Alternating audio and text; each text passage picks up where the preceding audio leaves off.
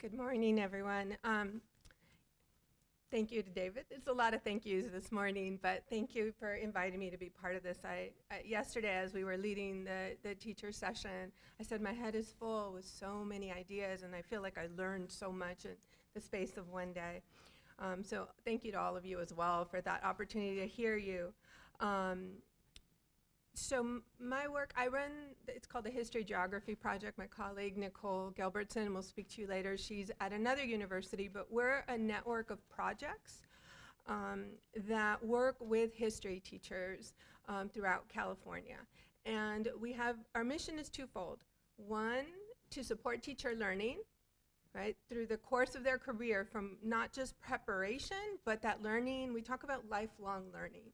Right, that we continue to learn through the course of our career. That's one. And two, to promote teacher leadership. So opportunities like the folks you'll hear from today to stand up and really what we heard yesterday were incredible testimonies to the work that was done, to the impact both personally and in classrooms. And so I got to hear a preview of what you all will hear about today. And I feel, one, incredibly privileged. So the teachers that I brought here came from all over Los Angeles County, which is massive. So Los Angeles County by itself is 1/4 of the teachers in the whole state of California.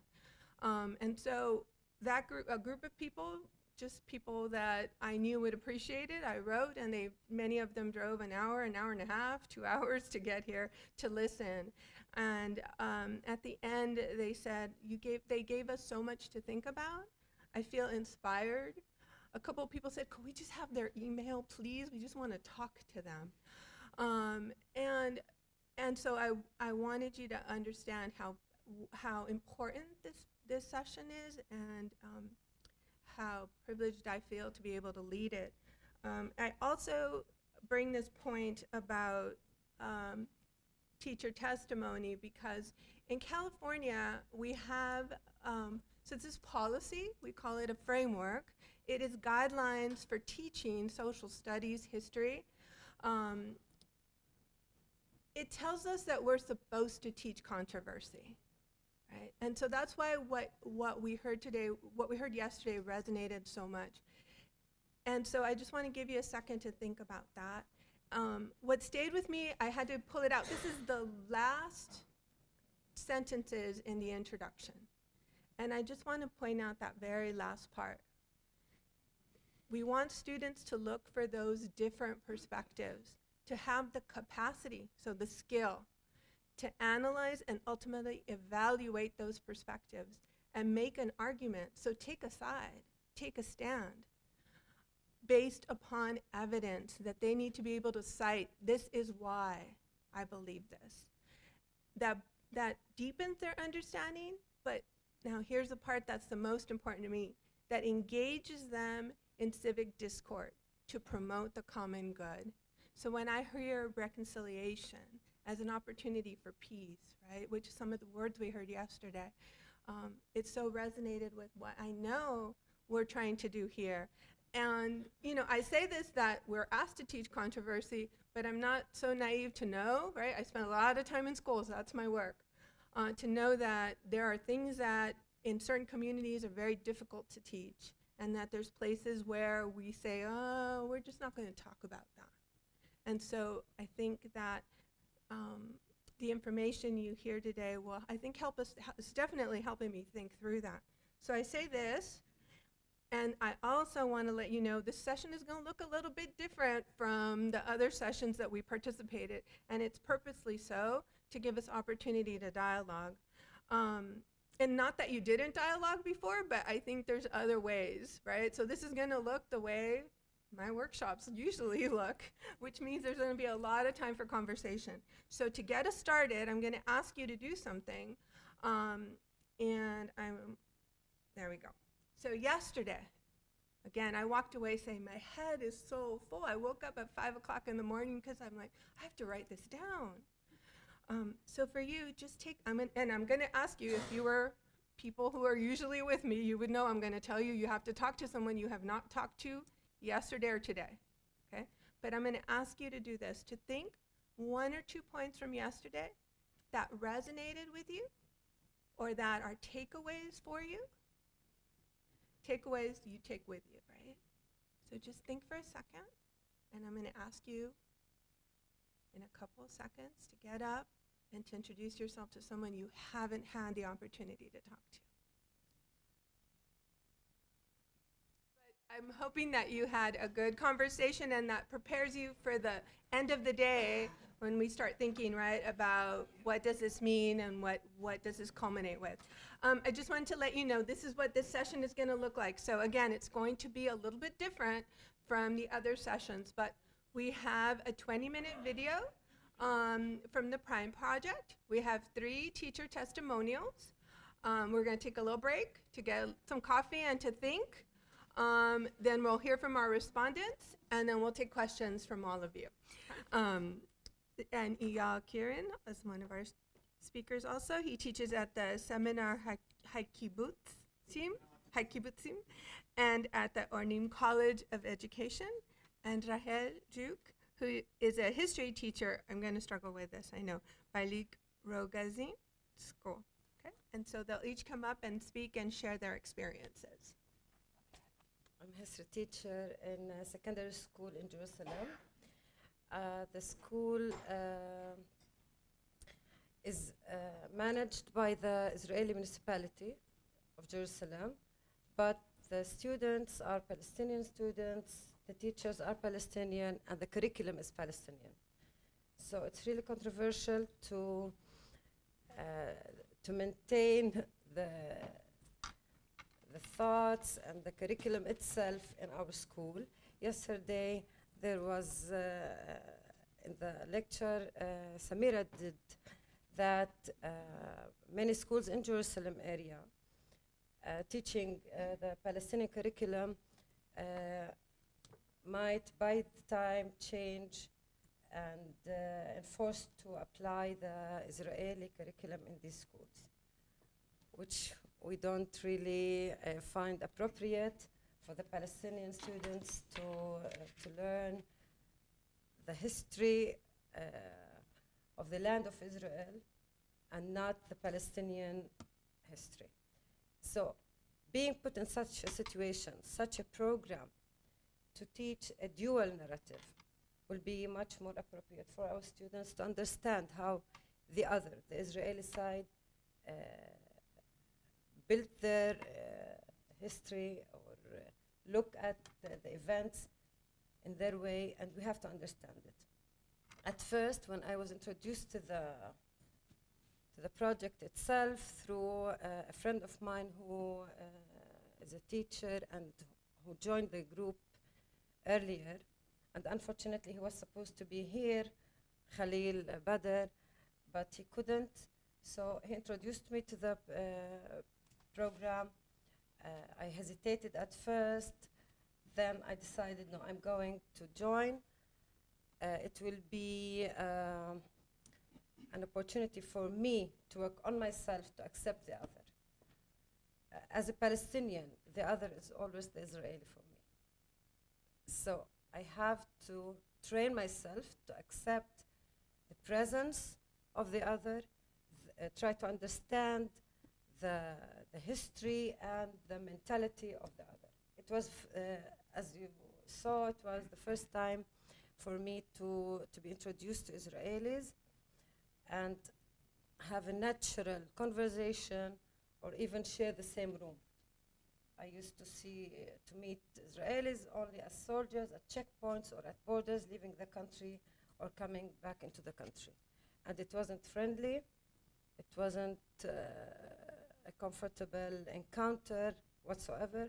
So I had to work on myself that, no, I want to break the ice and I want to meet Israeli teachers and try to work with them to understand them, and maybe I will be part of the future to our kids to live peacefully, more understanding, more respect. I was one of the teachers who was lucky enough to be able to implement the book and the experience in the school, because the principal, Ghadir Nasruddin, who also was in the video, had joined us in many meetings, and she was with the idea, and she approved that the implementation will be in the classes in our school. Though officially we were banned, it wasn't easy for her to take a permission from the municipality or the ministry, but still she said we are going to implement in the classes. So it was sort of in the shadow, I mean. Only very few teachers in the school knew that there is such a program and that I'm implementing the book in the classes. Personally, my family, I discussed the engagement in such a program with my family, and overall it had a negative impact on them, but I decided no, I will fight for it, I will go for it. My husband at first refused and was so angry because he faced, and he believes that we all Palestinians, we face a lot of trouble on daily basis. So it's not me to go and try to do something with the Israelis. But I insisted and I did it.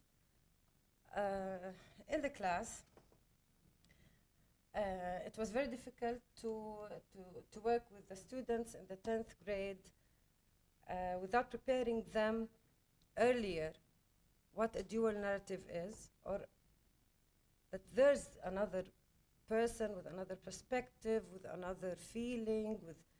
So I had to prepare them a week before in a 45-minute class about the concept of a dual narrative. Regardless, it's the narrative of whom. I just wanted my students to take the chance to try to understand what the other is. It's not only the Israeli, because understanding the other and accepting the other is a way of life that we will face and they will face as growing up into young women in the society. So I prepare my students first in a separate class or in a separate lesson a week before I introduce the book by a game or an exercise.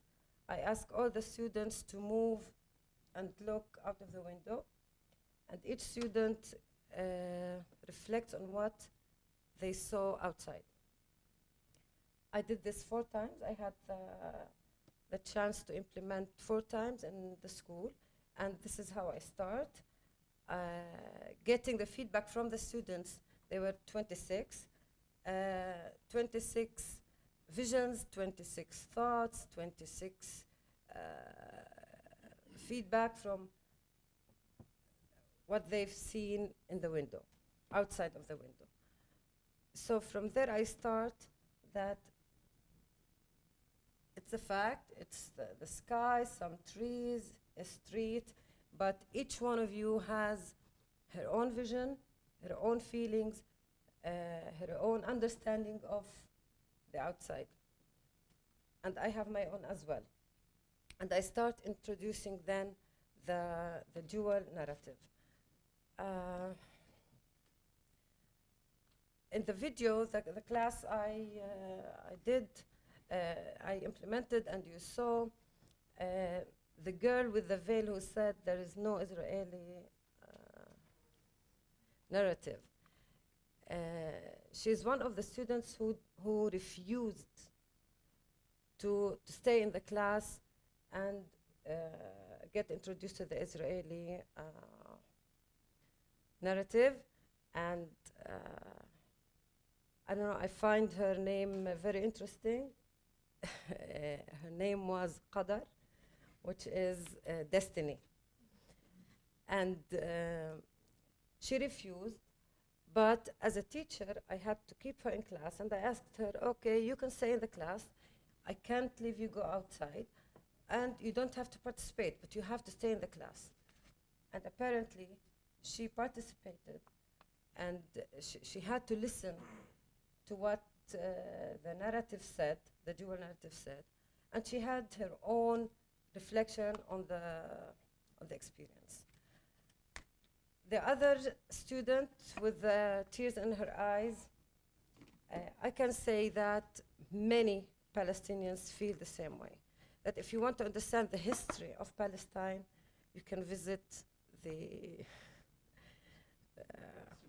cemeteries. This girl, her father was a martyr, and she had to stay in class and get the lesson and try to understand what a dual narrative is. It was very hard for her, but she participated, and she was one of the girls in the preparatory lesson who said, yes, I will be part of the experience. The whole experience for me was important as well.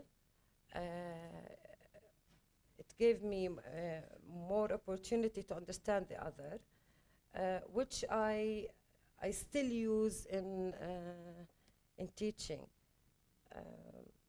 The implementation stopped more than 5 years ago because we couldn't get any official approval, but it's the way how I think, the way how I wanted to present my history as part of a dual narrative affected my teaching on my students, especially students from the 10th grade, because I teach 12th graders and I have to abide by the book. I have to prepare them for the national exam, so I have no time to work with them.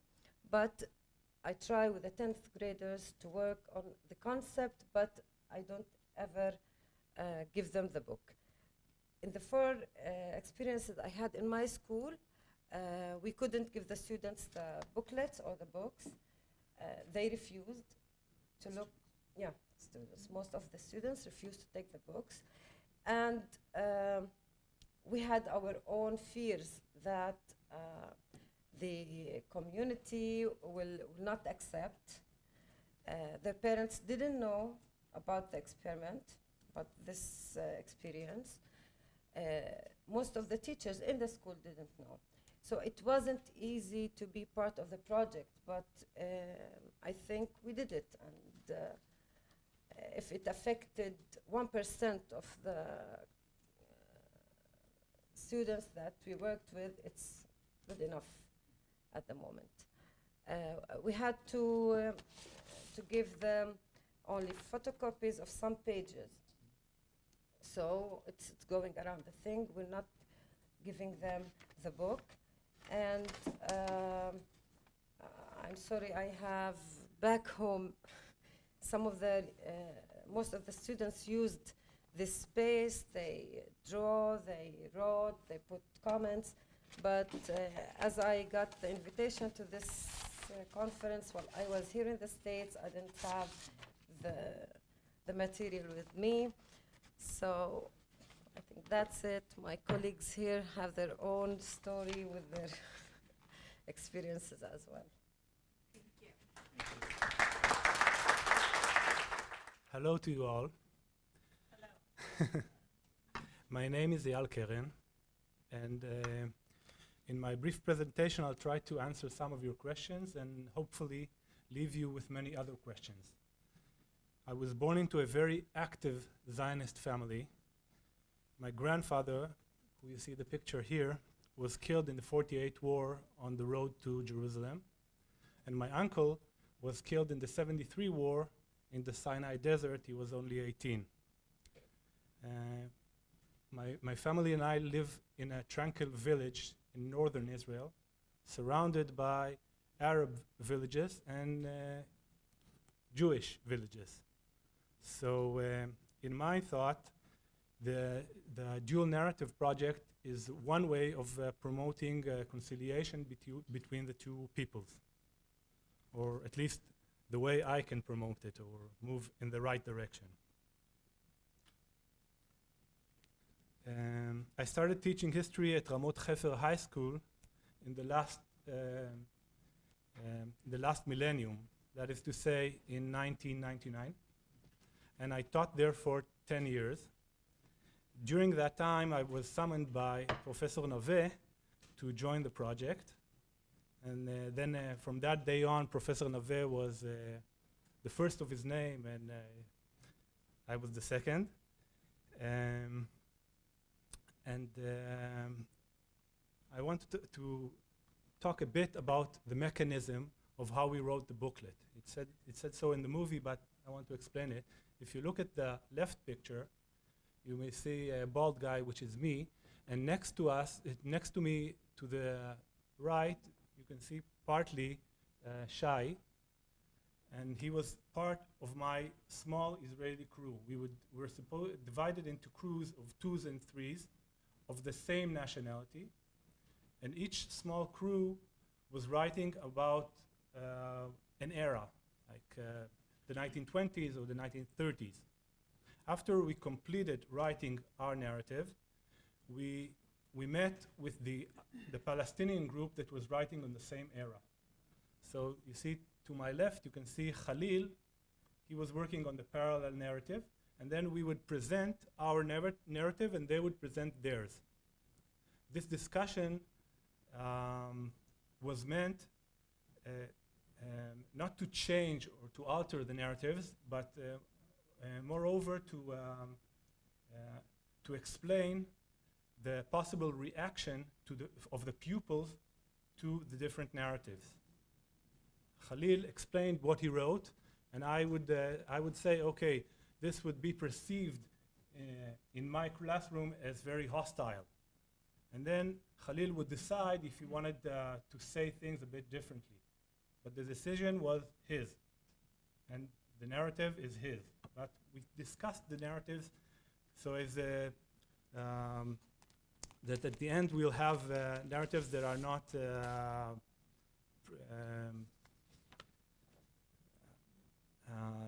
that don't promote violence or something like that. The outcome of the project was the dual narrative textbook. You can see here the Israeli or the Hebrew version.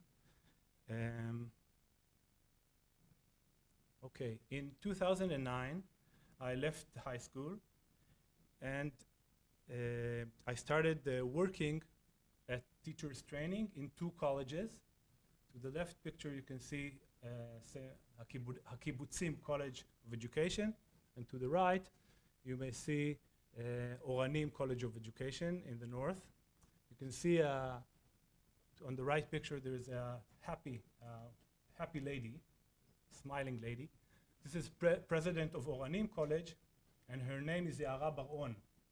So you may recognize the name because she is the eldest daughter of Dan Baron.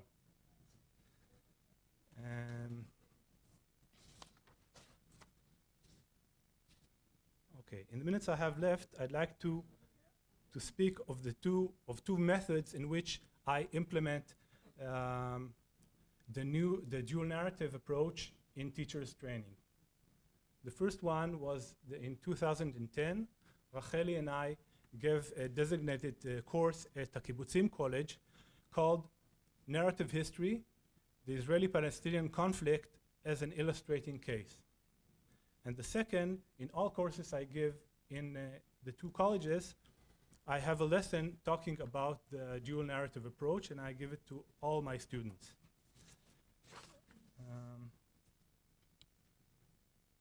So now I'll talk about the narrative history course, the designated course. The designated course we gave in 2010, we had 32 students, all of them Jewish Israeli students, half of them female and half of them male. The course presented the narrative approach as not only as a means of teaching history, but also as a way of life or a way of perceiving or understanding life. And the first part of the course, we we demonstrated the use of narratives in different disciplines, such as literature, geography, films, psychology, and of course, history teaching in areas of conflict. That was a part that Professor Nove gave in my course. The second part of the course, the students were divided into small groups, and each group would pick one of the things that happened in the conflict, and with the use of the Green Book, would present it once from an Israeli perspective and then from a Palestinian perspective, the same thing. The workshop was very interesting and challenging for both us teachers and the students. And at the end, some of the students said that they felt they understood the narrative approach better and were eager to implement it in their classroom for pupils. Others expressed their concern that how their pupils will react, what will be their reactions. And one of the students said that he doesn't know the way he will react when his pupils will ask him, what does he think about the subject? What is his personal view of it?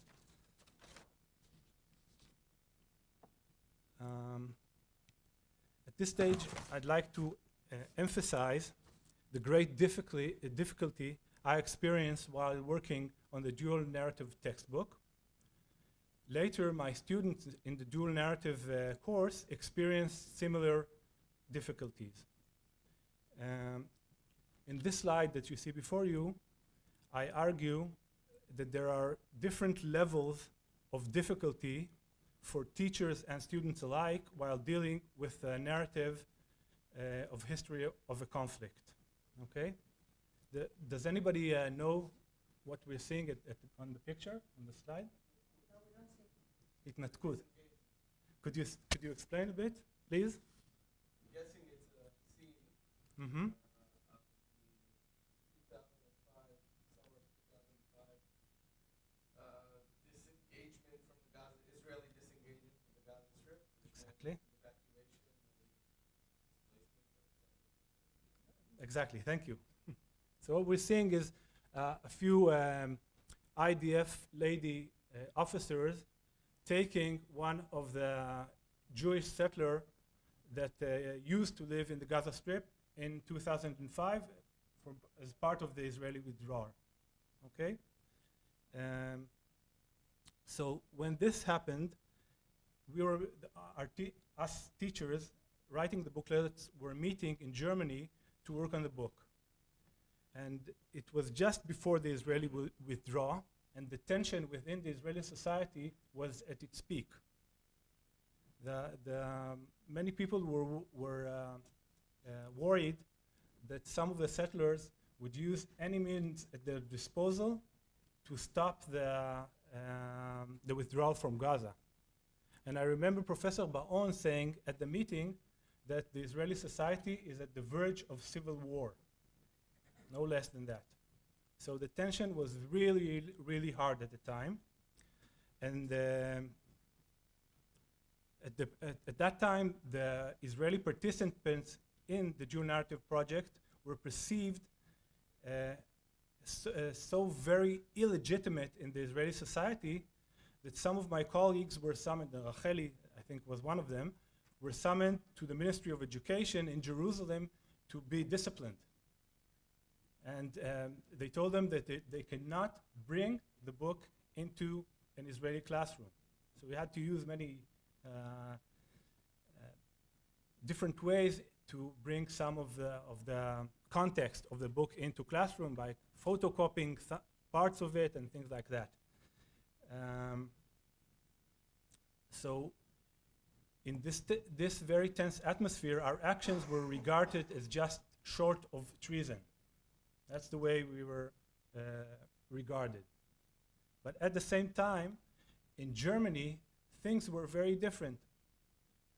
Our booklets have been translated to several European languages, and we were meeting teachers from all around the continent, from many countries, and all of them were very eager to use the booklet. Professor Sami talked about it yesterday. So for the Israelis, in the Israelis' eyes, we are perceived as collaborators with the enemy, whilst in the European eyes, we're heroes standing up for human morals. Okay, it was so different. And talking to our Palestinian colleagues, they felt their experience. They felt a similar dissonance between the way the Palestinian society accepted it and the European or American people. So when we gave the course at 2010, our students were talking to us about this hardship. So now I'm going to explain what you see. I would like to assert that it's not easy to teach a dual narrative of a conflict that doesn't concern you at all. Like if we're talking about the relationship between the Spaniards coming to Mexico. So this is a conflict that doesn't has no concern to me, or I don't know anybody within the conflict.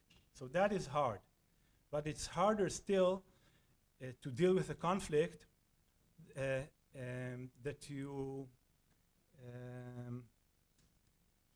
that you have some relationship to and has already ended. So like if we're talking about the German and the French and they're dealing with World War I, this is their conflict, but is long ended. So that is harder. But harder still to deal with a conflict that is ongoing and that you are a part of the conflict. Okay? For instance, when my son, this time you came from the States, but usually when she comes to conferences, she has to go through several army checkpoints. So at these army checkpoints, she may meet my eldest son, which is a soldier, and now he's standing at these checkpoints. So when I'm coming to this conference, I have to worry about my son, that nothing bad will happen to her because she's my friend, and worry that nothing will happen to my son Ophir standing at the same checkpoint. So it's a very complex situation. So after pointing out some of the difficulties in working with the dual narratives, I'd like to emphasize on some of its advantages, as you see up here. My assumptions are based on the students' reflections from the course. First of all, the dual narrative way of teaching arouses emotional involvement because we are part of the conflict. So we are part of the conflict, our families are, our friends are. So when this approach is used wisely, you can help your students to examine their values again. And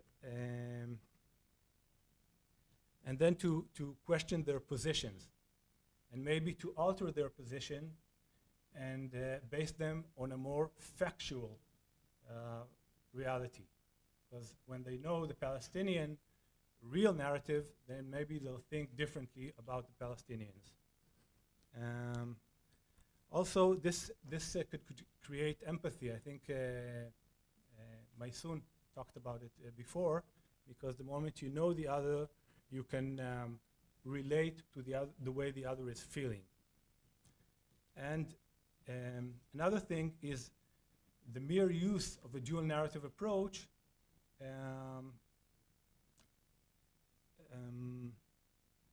promotes critical thinking, because you see that there is not only one true story, but rather than more than one true story. And in this last slide, I'd like to demonstrate how I advocate the narrative approach in all courses I give. And this would be a good example. So what you're seeing here are two of my students. At the top is Amira Muadi. She is a student at the Oranim College, and she's a Druze lady from the village of Yirka in the north. And on the bottom picture, you may see Ziad Khabashi, a Palestinian or a 48 Arab living in the Iksal village near Nazareth. So in this course I have 15 students, 9 of them are Jews, 5 of them are Arabs, and 1 Druze. These two students volunteered to teach a lesson talking about the 48 war and the establishment of the State of Israel. They volunteered for this job. And this was after I already gave a lesson about the narrative approach. So they know they knew this approach. And I gave them free choice how to build the lesson. They could do it whichever way they chose. When they sent me the lesson plan, I was surprised to see that both of them presented the events solely from an Israeli perspective. Both of them did. For instance, when they talked about Britain's commitment to the Jews in the Balfour Declaration of 1917, but they did not choose to mention the British commitment to the Palestinians in the 1939 White Paper. So it wasn't balanced. And I asked them why. So Amira said, Amira is Druze, and the Druze people in Israel are very much connected to the Jews. They serve in the IDF, they serve in the security forces, they identify with Israel. Amira lives in a neighborhood that is for soldier veterans of the IDF. That's where she lives. So she could identify with the Israeli narrative with it's not hard for her.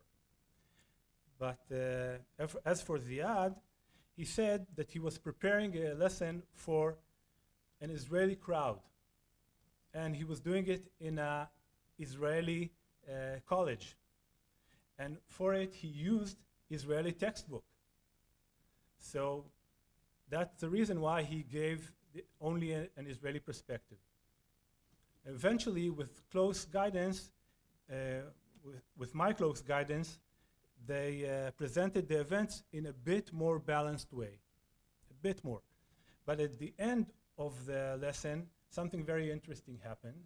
Ziad stood up to his colleagues and said, now the lesson I just gave, I hope it was interesting, I hope you enjoyed it, but what I gave was the Israeli narrative. And me, being an Israeli Arab, that's the language he used, or the phrase he used, I identify with the Palestinian narrative. Okay? And you can see on the left side, that's the last slide of his presentation. It's written in Hebrew, so if you allow me, I'll translate just a bit of it so you understand what he was saying on this slide. So the headline says an Arab-Israeli narrative, or the Arab-Israeli narrative. That's the headline. And then it says the narrative, the Israeli-Arab narrative, embraces the Palestinian narrative and adds to it several elements deriving from the unique experience of the Arabs living in Israel, the Arab citizens, since the 48 Nakba, such as land grabbing, harsh living in unrecognized communities, discrimination, surveillance and harassment by the security services, and so on and so forth. So you see, Ziad's words not only show the complexity of his personal identity, but rather reveal one of the inherent problems with the narrative history teaching method. Because whenever we talk about a narrative that represents a group, at any given point, there will be parts of that group that will feel excluded. It will never be you cannot have a narrative that represents all the group all the time. You can never have that kind of narrative. So by saying that, I don't mean to undermine the narrative approach, but rather to keep in mind that we must check ourselves from time to time to see who our narrative represents. We must ask ourselves, could most Israelis identify with the Israeli narrative? Could most Palestinians relate or identify with the Palestinian narrative? And if the answer is no, then we must adjust the narrative so as it will represent a large majority of that group. And that's the end. Thank you. Hi, everybody. Before I start, I want to say I appreciate very much UCLA for inviting me, and not only me, also the other teachers here, since it's not obvious having teachers talking in such a conference. And more than that, I want to thank Sami. I wish I could have thanked Dan and also Eyal for acknowledging our part in education, the teacher's part, and giving us such a big role in this project. And as I will explain soon, it did empower me a lot, and I'm really thankful for that. So I will talk about 3 stages in me being part of this prime project. First, I will talk about composing the books. Later, I will talk about implying it in, teaching it in my classrooms. And finally, I will talk about an attempt we had developing a teacher's training program. So composing the book was a very influential experience for me, for myself. I can tell you a little bit about it, about this, if I summarize this experience. In the beginning, I felt most, in the first meetings, I went through a really, I was shocked, I was angry, I was sad, I probably almost cried. I was thinking, how can the other side be so one-sided? How can the other side be so, feeling himself so much as a victim and not taking any responsibility? I also felt blame, ashamed. It took a few more meetings for me to understand that our side is also one-sided, of course, is that we are also seeing ourselves as victims, of course, and we also choose, of course, our narrative in a very certain way. I also understood in the coming meetings that there is logic and justice in the other side's narrative, just as we have. That was not easy. And I did realize there are many gaps or similarities between us until now. And it took maybe a few more years for me till now to feel that I am close, and I feel partnership with the Palestinian teachers, and I believe with Palestinian people, in a way that I feel we have a common responsibility. This may be the result of all those maybe 10 years we went through together. I feel like as if we are a family. We know each other's weaknesses, but we're still our family, and we must go on together.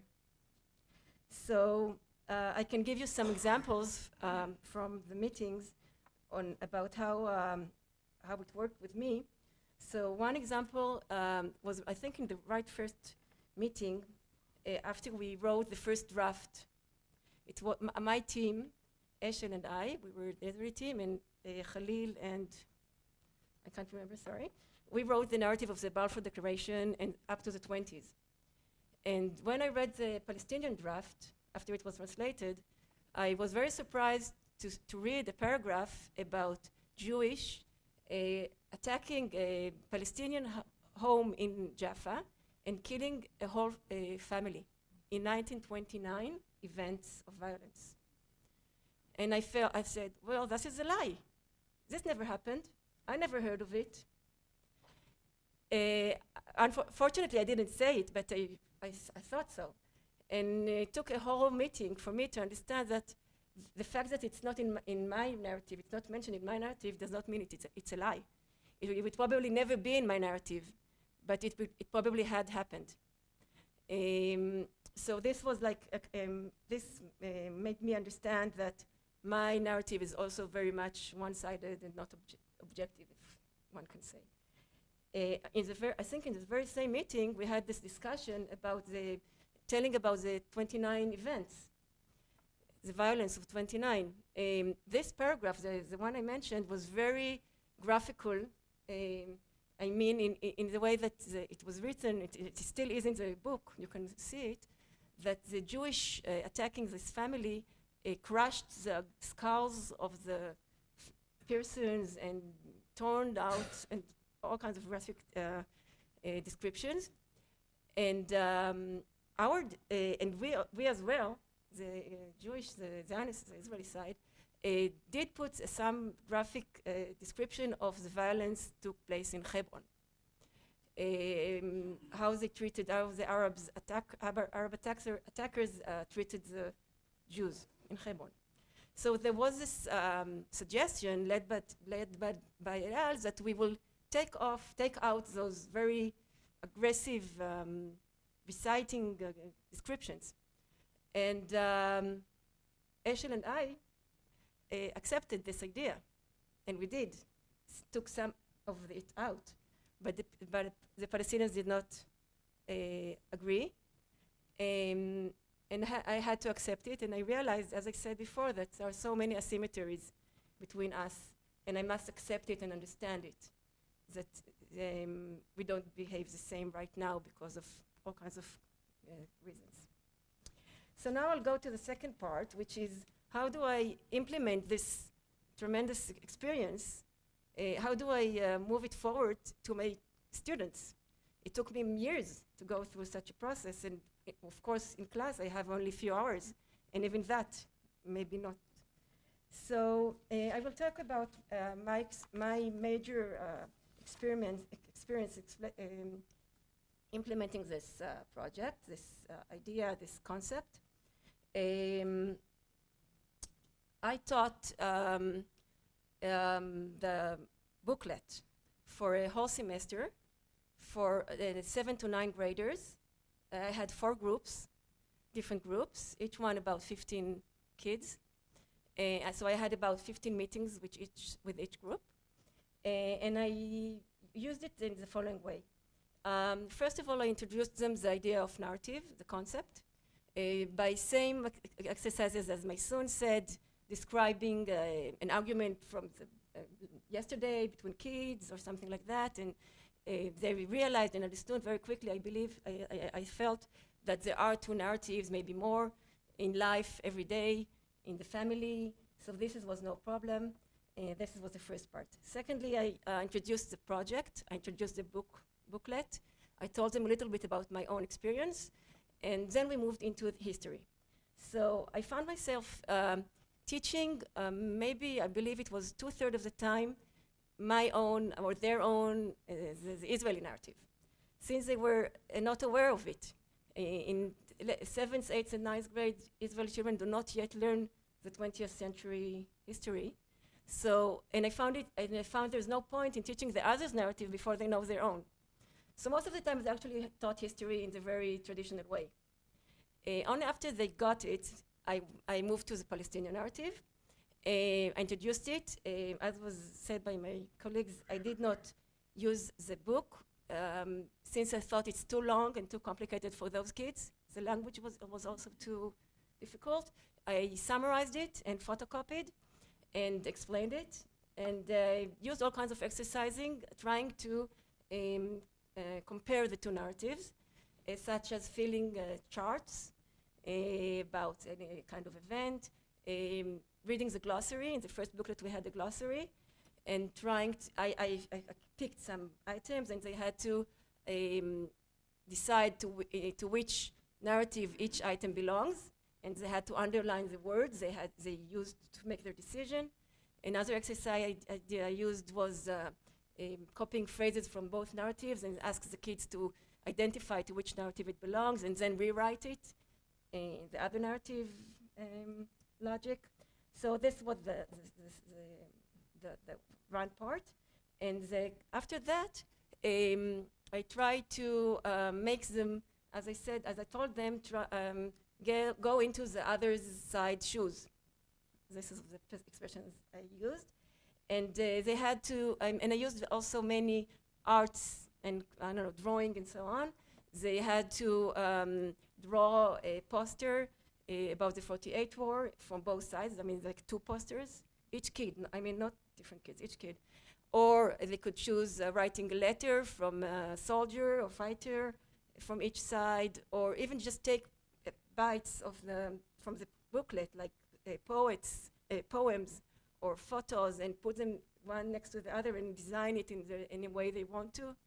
So that was the last part. And then we went into, last session was of reflection and reactions, and I will read some of those reactions. I should have said beforehand, maybe I can tell it now, this was on very long ago, actually. It was 2004. What happened in it was 2003 and 4. What happened then, that as was mentioned before, I was summoned to the Ministry of Education in Jerusalem, and I had a meeting with the head of history teaching in the ministry, and I was told not to go on with it. My principal got a letter from the head of the pedagogical secretariat. He got this letter. Of course, he was told not to let me, I'm not allowed to teach it, so I had to stop this experience. But still, as I was surprised to see in the film, I was saying it 10 years ago, of course I keep on presenting the other narrative all the time.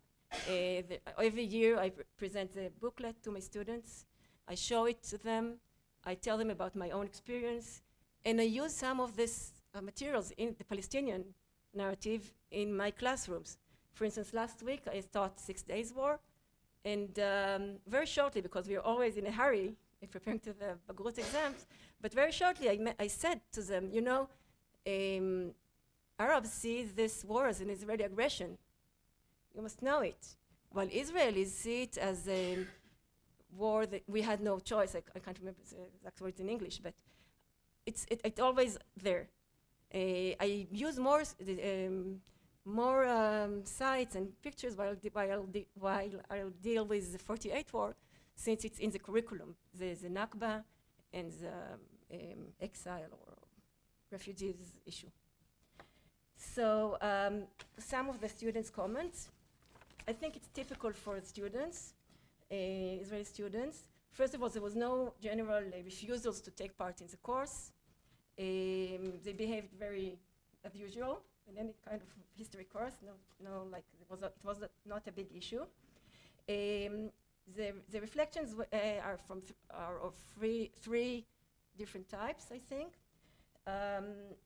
The first 2 ones has to do with political identity and opinion.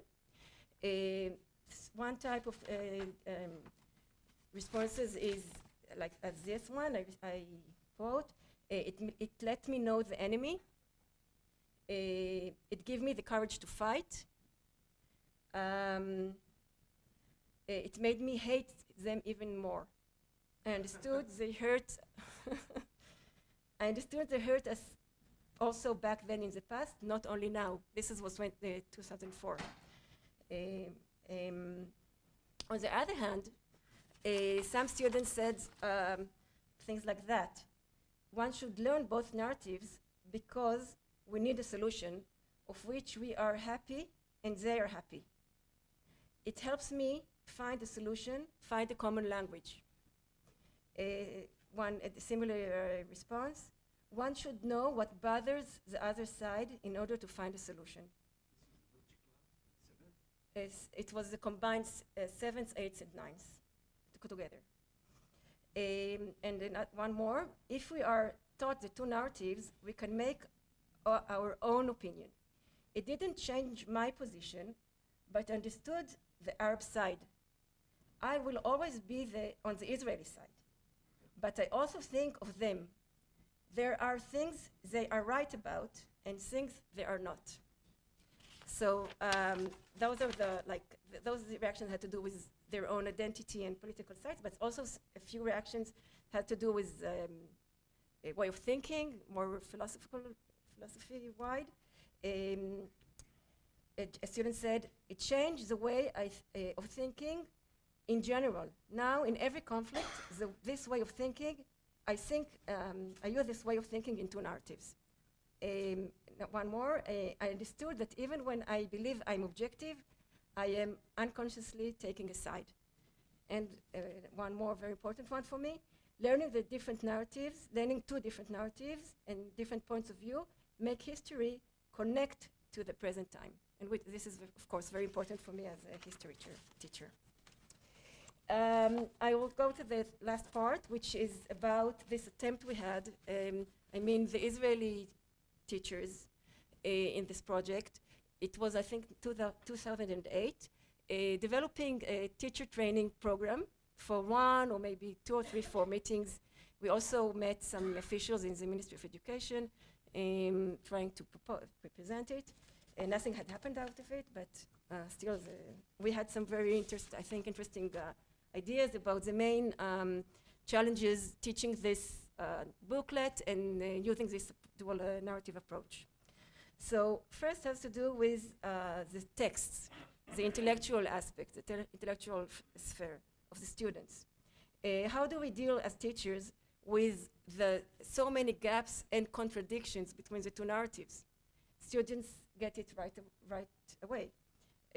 How do we make them possible holding such contradictions? How do we make them, how do we react when they ask us, so who is right? And how do we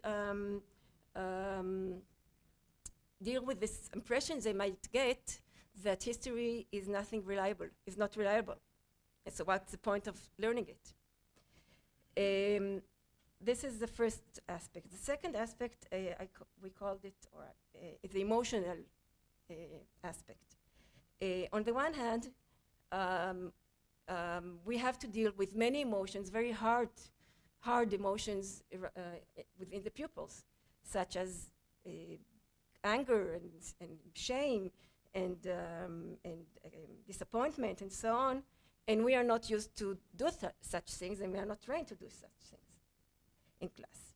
On the other side, we want those responses, since we don't want the kids to stay only in the intellectual sphere. We want them to empathize with the other, and we don't want to get, we wouldn't like to get reactions as we do get. Why do I care if we, the Jewish people, did do such and such to exile the other people from here? It happened long ago, so I don't care anymore, or such. So we want those responses, but we actually don't know what to do with them. And the third aspect is the political, national, and international one. What do we do? How do we deal with the influences of such a process when the kids has to deal with the actual present, about his own political views and his family's views? How will it influence his way of thinking about the possible solution between the nations? And what does it mean about them perceiving us, the teachers, as leftish and maybe even traitors. So as you see, I have mainly questions, not many answers. You can see that I myself, my students, I think also my colleagues, teachers, are very much confused using this method. But I would conclude saying that I'd rather have my students confused than bored. Being confused means at least they are thinking, which is not obvious. And for me myself, being confused is also make me think, and I think makes me a better teacher. So, thank you. Rahel and Eyal, please. Applause. Thank you. That was also my way of getting you back. So we have two respondents for our continuing time together. Our first respondent is actually my boss, Anna Marie Francois, who's the executive director of the center. It's called Center X. It's the center where we're housed in UCLA in the School of Education. So it's a center that houses professional learning programs, so continuing learning for teachers, and also teacher preparation. And she is the former director of the teacher education program. So I'm pleased to call her to the podium. So I have about 10 minutes, and listening to you all talk, I wrote out about an hour's worth of things that I just want to talk with you about. So I'm going to try to stay on topic. As Emma said, I am the executive director of Center X, and I'm also on the faculty of the teacher education program here at UCLA in the Graduate School of Education and Information Studies. And prior to coming to UCLA, I was a classroom teacher as well as a school administrator. And I did that work in a community that was primarily an immigrant population, very language diverse, culturally and ethnically diverse. And it was at a time where the community was in transition. And so the African American families that lived there were now moving out of the community, and immigrants from Mexico and Central America were moving in. And so there was a lot of tension going on in the neighborhood, as well as a change in age demographics. And the reason I'm sharing that with you is going to come back around in some of the remarks that I have to make. And at the time,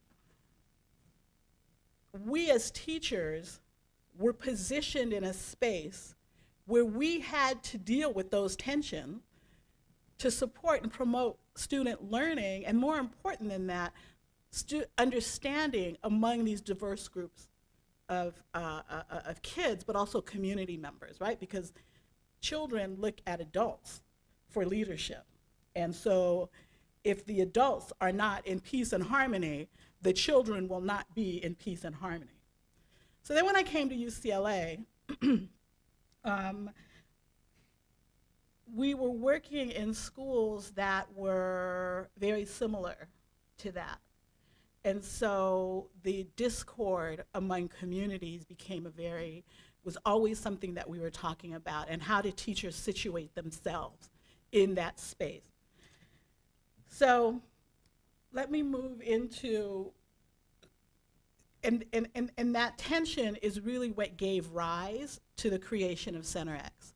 So as Emma said, Center X was created about 25 years ago. And it was created as a result of this social conflict and civil unrest that was happening across the city of Los Angeles. UCLA has a very prestigious standing in the community and in the field in higher education. And the founders of Center X, during this period of time in LA where there was all of this unrest, they began to question what was the responsibility of a university, and most important, what was the responsibility of educators that we were preparing to become teachers and administrators in the city to the students and the families that were the most underserved, marginalized communities that were often in conflict. And like you, the teachers that we heard together, there's a core group of faculty who decided to take this on and change the way we thought about educator development support across the trajectory of their careers. And that's essentially how the center began to take up and tackle these issues. So the Center X includes the teacher education program, the administrator development program, which we call the Principals Leadership Institute, and 12 content-specific projects that work with educators from when they're novices to very accomplished teachers. And some of the primary values that bring the center together are around values like diversity, inclusion, equity, and justice. And if we're to enact those values in schools as a way to create a more humane and just society, what would that mean for educator preparation and development? So we were just squarely focused on that question. And to answer that question, there were a couple of things that we recognized very early on, and we just had to accept. The first was that teaching in all of its different faces, whether you are a classroom teacher, an after-school support provider, an administrator, that teaching itself is a deeply cultural and political act. You can't escape that, and I'm going to get back to that in a moment. The second thing that we had to recognize was, what's the positionality of schools? What's the context? Not only of what is, but what we wanted to create. And that we envision schools as spaces of learning. Yes, all schools are spaces of learning, but what we don't talk about very much is that schools should also be spaces of empowerment and liberation of students. And if they're spaces of learning, empowerment, and liberation, and children are in those spaces, and we create empowering and liberating experiences for them, they are our future, so naturally you help to create a more liberatory society, right? So this is the vision, right? People thought we were crazy 25 years ago when we were talking about this. But you have to have a vision for the future, and you've got to be brave like you all and take the risk to get us there. The other thing so then that leads me to, so then what's the role of teachers? If it's a political act, a cultural act, these are the kind of spaces we want to create for students, then we have to recognize that teachers are stewards of liberation and empowerment. And that means a couple of things. It means they have to themselves feel empowered. They have to have some liberation in their work, and they have to connect with communities in authentic ways that help to elevate communities and not give them power, but give them access to power so that they can liberate themselves. Where does that begin? It begins in teacher training. And so everything that I'm going to talk about, we do in schools, but we also do here at the university in the teacher preparation program, okay? So about 20 years ago, the teacher education program, with intentionality, decided how do we think about curriculum, how we structure the program, who we're recruiting into the program, as a vehicle to get to this lofty mission that we have. And I don't have enough time to talk in depth about the program, but I do have enough time to talk about kind of 3 core dimensions of teacher preparation that we hold dear, that I think kind of is very similar to what you all are doing. And I can organize them around the themes of identity, curriculum and pedagogy, and community. when I listened to you share your stories, and you were talking about your students, but also you were talking about yourselves, right? And we recognize that teachers bring in more than what's up here in the classroom. When we talk about quality teachers, oftentimes we diminish that to just strong content knowledge. Well, yeah, absolutely, you're a teacher, that's kind of a given. But the other thing that you bring into a classroom that is much more nuanced is your own background, your lived experiences, your political leanings, your opinions, your perspectives about the world. And those are based on family experiences, cultural experiences. It's influenced by the media, but you bring all of that. We know teachers bring all of that into the classroom. And it shows up in what they teach and how they teach it, in very overt ways and very nuanced ways.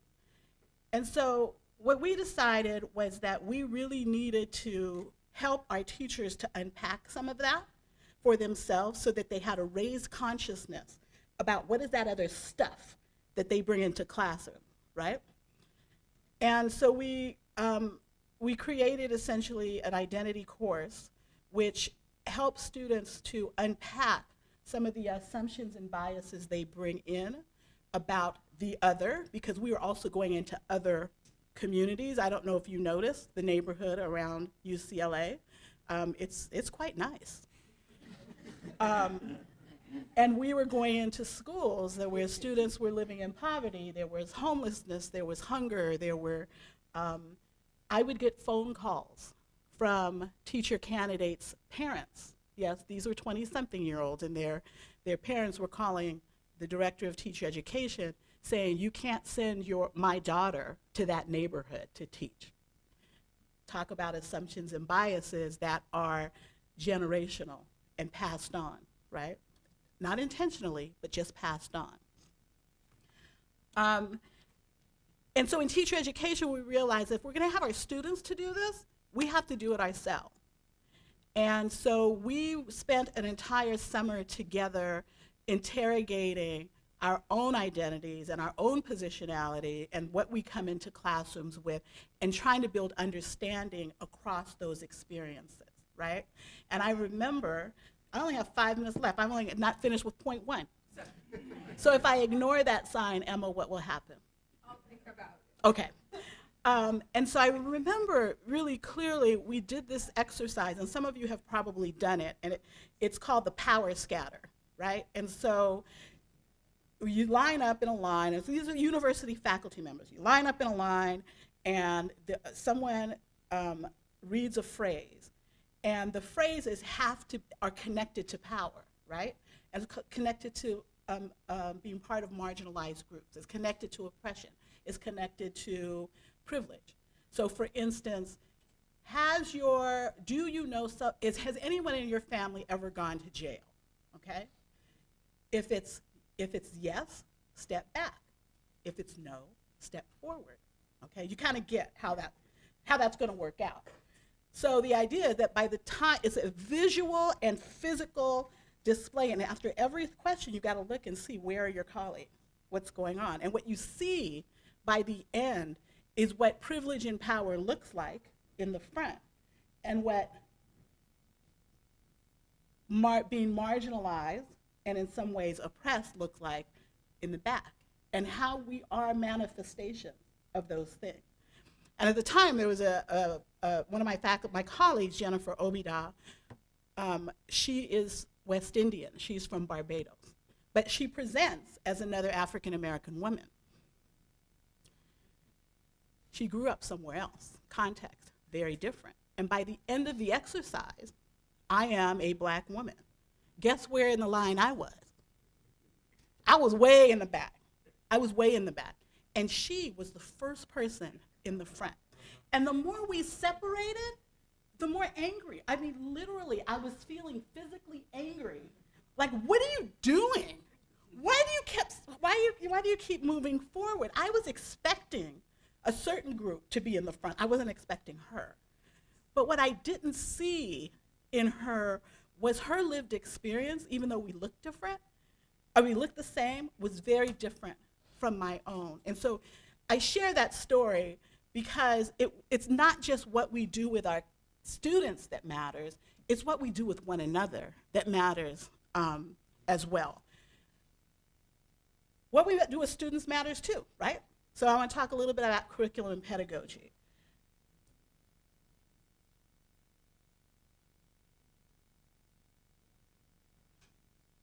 Content knowledge is important. Critical thinking is important. That was raised multiple times by folks in the video as well as our colleagues here. Critical mindsets and being able to bring those things to bear on a regular basis, becoming who you are, is probably even more important. And that requires the kind of work that you all are doing. To be able to have folks tell their own story. How have they lived? What is the history that they have lived and understood? Being able to articulate that is very difficult. Did you have difficulty as you were creating these narratives, right? It's very difficult. It's even more difficult to hear it, to hear somebody else's story, the other's story.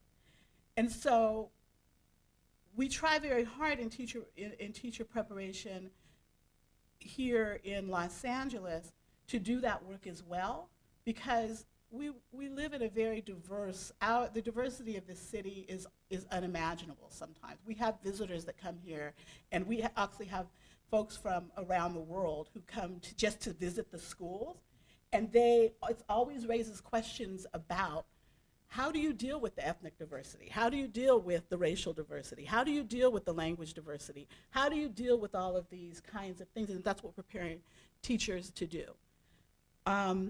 And what it takes really is for us to acknowledge, I think you said you have to acknowledge it first before you can do anything about it.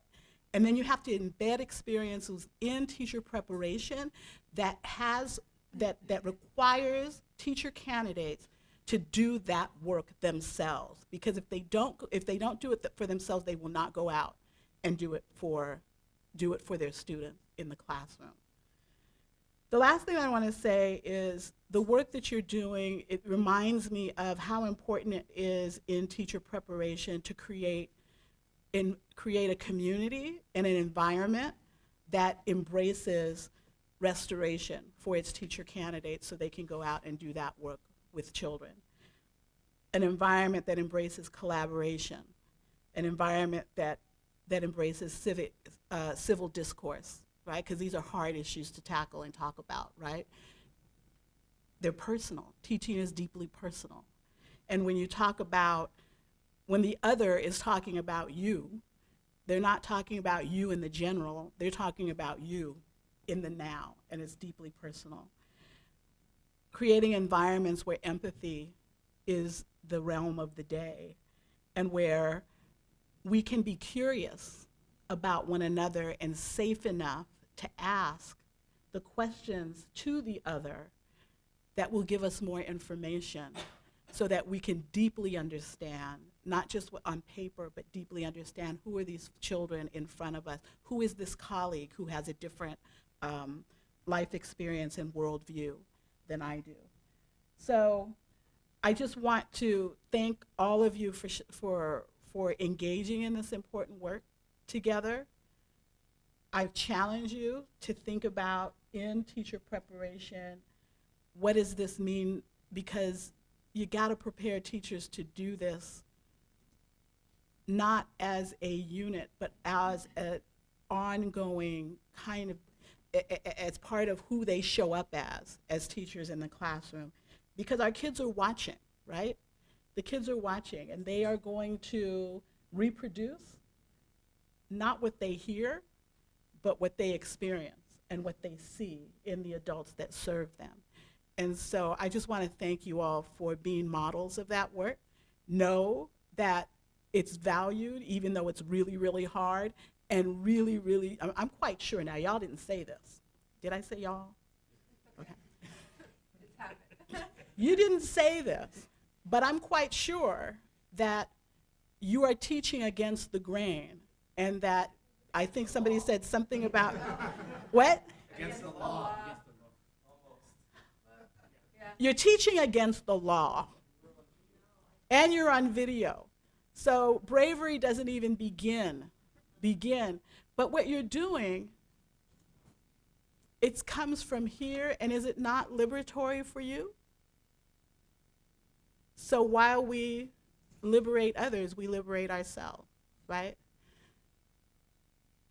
Now, I'm almost speechless that I heard against the law here, because I could go into another 30 minutes about what is legal versus what is moral and ethical. And what you all are doing is, the law is not going to change the world. You all standing for justice and standing for reconciliation, empathy, and understanding, that's what's going to change the world. So thank you so much for all that you do and for sharing your stories with us today.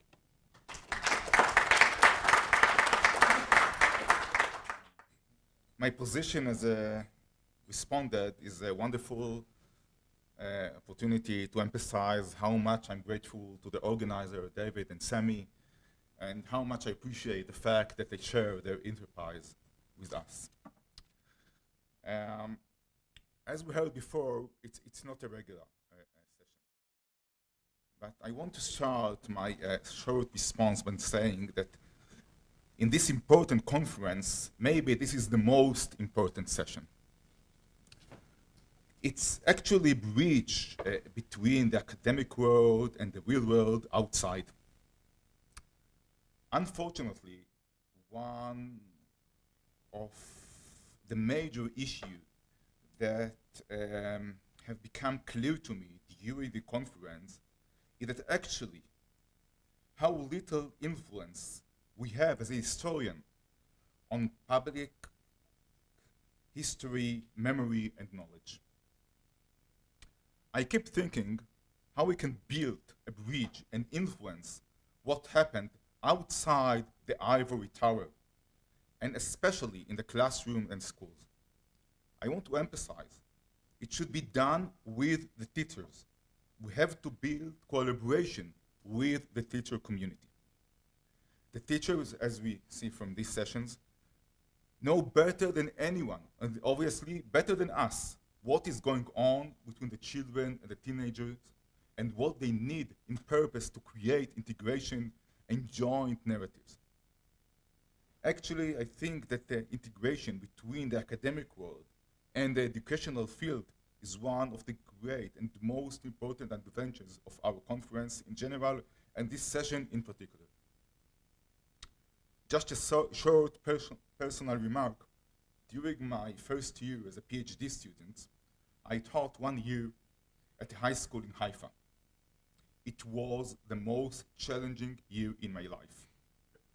My short experience as a teacher just reinforces my admiration to the men and women in the classroom. I think that one of the most important things that we can do in our university, in our institutions, is to create and develop, I'm speaking from the Israeli perspective, to develop special programs for teachers. In the Israeli academic system, it could be done through MA, graduate programs. Those programs should be developed in high academic standard with the teachers and combined between what faculty member could bring for their experience and research and the knowledge and experience from the people in the field. It is important that those programs will be built according the special needs, technical and academic needs of the teachers. For example, classes in the evening. I believe the teacher who experience courses under the titles like we have in Haifa, Archaeology and Nationalism, Arab-Jewish Palestine in mandatory, Arab-Jewish relation in mandatory Palestine, Zionist and post-Zionist, Israel between national state and citizenship state, the Arab citizen in Israel, the 19th century the 19th century in the Middle East, Jews and Arabs in Arabic Islamic era, will present different attitude in the classroom. And we want to emphasize it. It's our duty to encourage our university and donors to contribute to such a programs and not just to our own research needs. In my university, Haifa, and especially in my department, we are running in great success many programs in these patterns. Thousands of teachers have been graduated.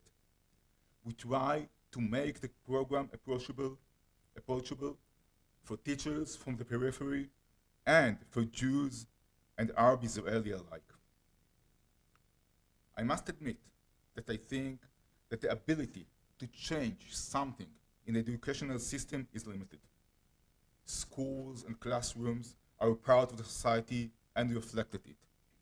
Unfortunately, we have to remember that most of the teachers do not share the same idea and that have been presented here. In both societies, the Jewish and the Palestinian. The uniqueness and the advantages of our program is the practical, simple, but important thing that the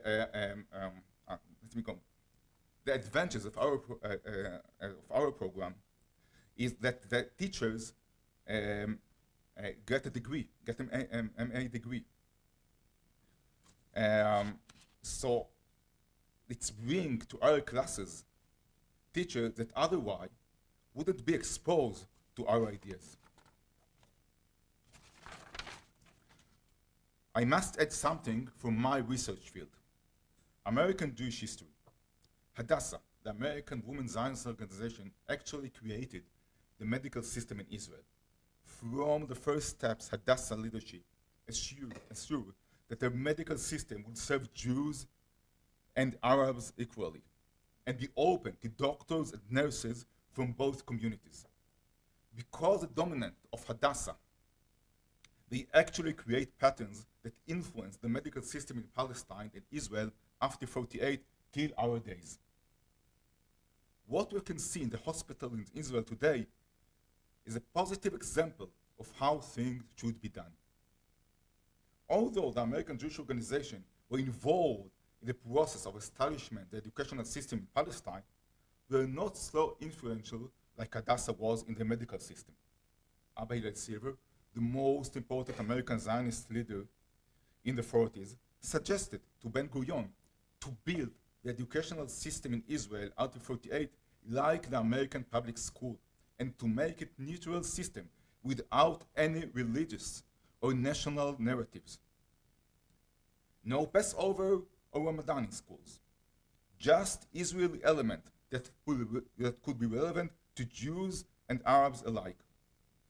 Of course, it was not an easy task after 1948, and we have to remember that Silver was in favor to solve the refugee problem and let the refugee come back to Palestine, to Israel after 48. So again, it wasn't an easy task after 48, but it could build, in the long run, one system for Jews and Arabs, not like what you have today. So maybe it's time to start, in addition to what we hear here in the conference, to start struggling to change the educational system, not in the manner that Silver suggested, it's not realistic, but in more minor steps. For example, public campaign to establish learning Arabic as a second language as a mandatory obligation in Israeli schools, and encourage local authority to support and not put sticks in the wheels of the enterprises to build dual languages, kindergarten, and schools. I think it's important enterprises that can combine and establish cooperation between teacher and faculty members. Thank you very much. This is the penultimate session. Remember that our final session will be a wrap-up session for conference participants, so please make sure to stick around for that. I just wanted to say a very brief word. At the beginning, yesterday, which seems like an eternity ago, I thanked two people without whom we really would not be here. and I'm delighted to say that they are here with us now for this final session. Jim and Lori Keir have been my partners in really building an infrastructure for the study of Jewish history and really for this conference today from many, many months back. They immediately understood it, intuitively understood it. Lori understood it as a former teacher, and Jim understood it as a person interested in the path to peace. And it really is their generosity that, in the first instance, enabled this conference to take place. And for many of us here, you should know, Jim and Lori, it's been not only an important encounter, it's been an encounter without parallels in our experience. So I'd like to take this opportunity to thank Jim and Lori for their friendship and generosity. Good afternoon. It's a pleasure to be here. My remarks are very short since we have 7 people to hear from, and Shabbat starts tonight a little later, but yet we still all have to be ready. So this, our 4th session in the program, Multiple Approaches to Teaching History, a Comparative Perspective.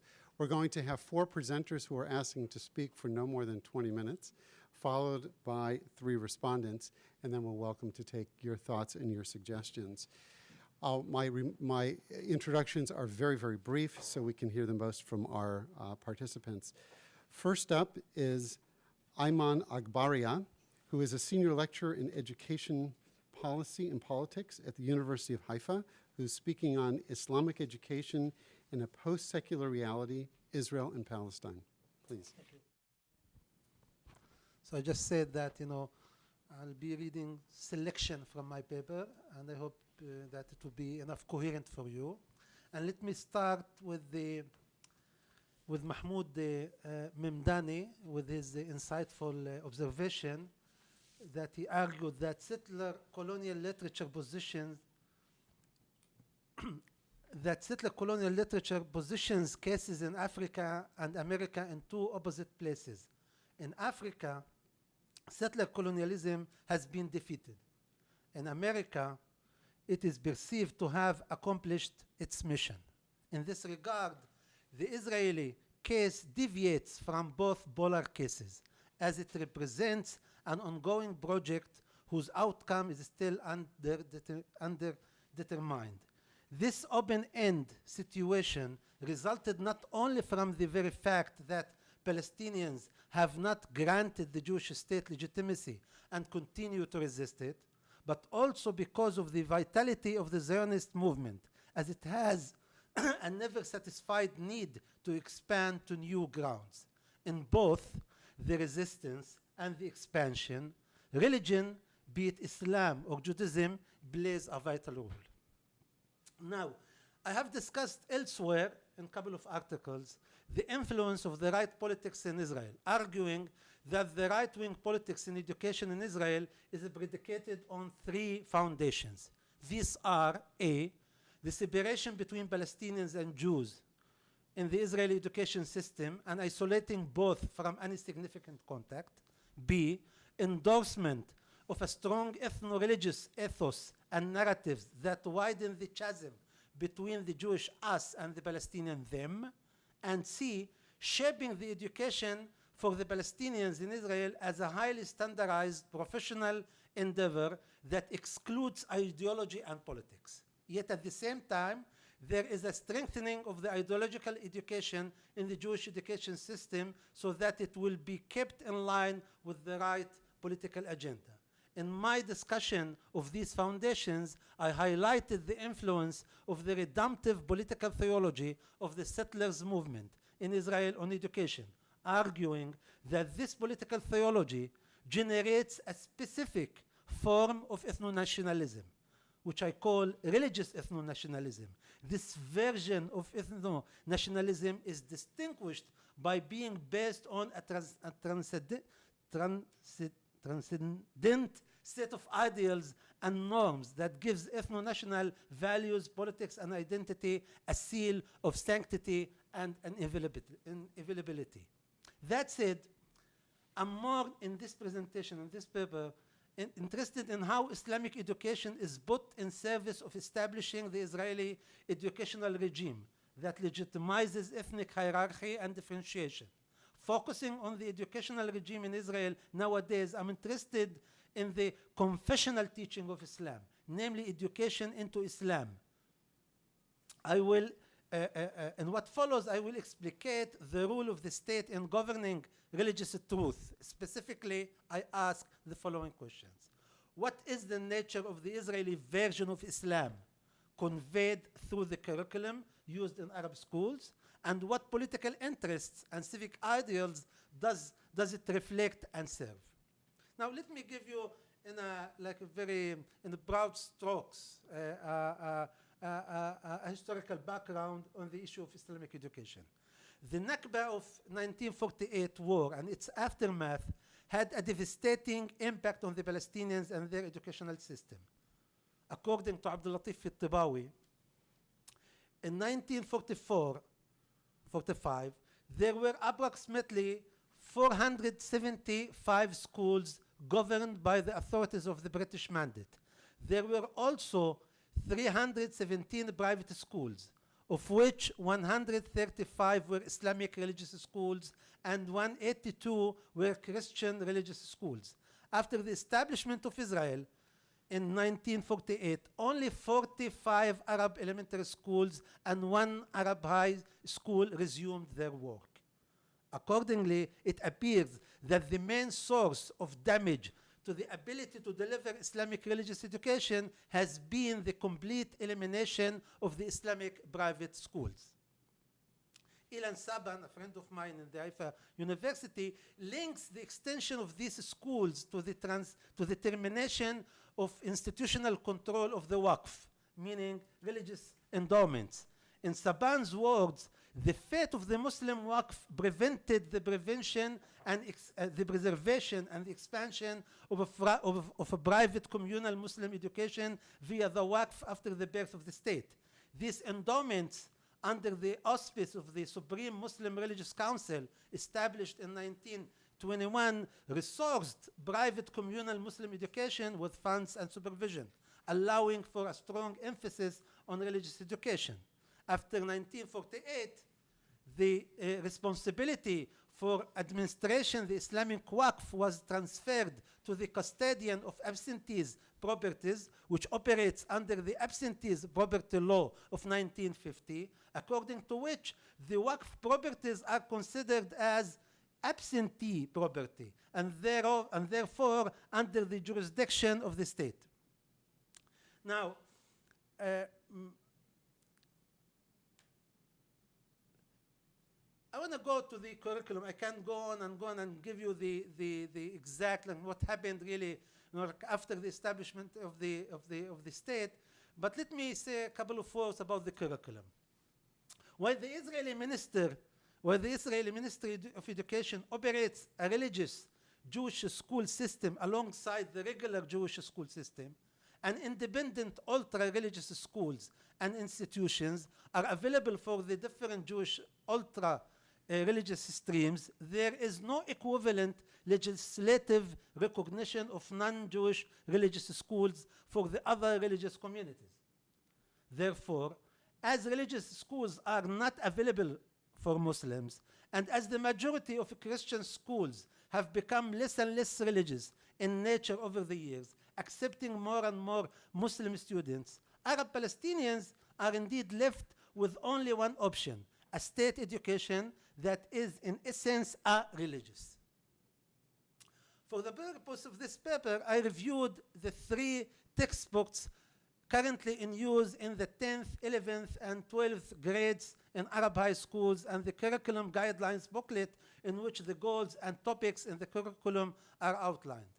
In these 3 textbooks, Islam is presented as individualized and depoliticized. More specifically, Islam is introduced as decontextualized and ahistoric faith that has no particular relevance or significance affinity with the history of the Palestinians and their holy sites. It is also decontextualized in the sense that Islam is taught as an abstract, idealized, unattained moral virtues and good deeds that are detached from the impoverished socio-political reality of the pupils. As such, Islamic education is reduced to a thin life skills oriented a version of character education that seeks to cultivate discipline and conformity and elicit acceptance of and cooperation with the existing socio-political order. The first sentence of the curriculum guidelines booklet reveals its main goal in teaching Islam by describing the major tenet of Islam to be as follows. Islam, I'm quoting now, Islam in its sources, principles, and legislation calls for coexistence between all human beings regardless of their race, color, and etc. To support this political and loaded principle of coexistence, the text draws on the Quranic verse من سورة الإسراء.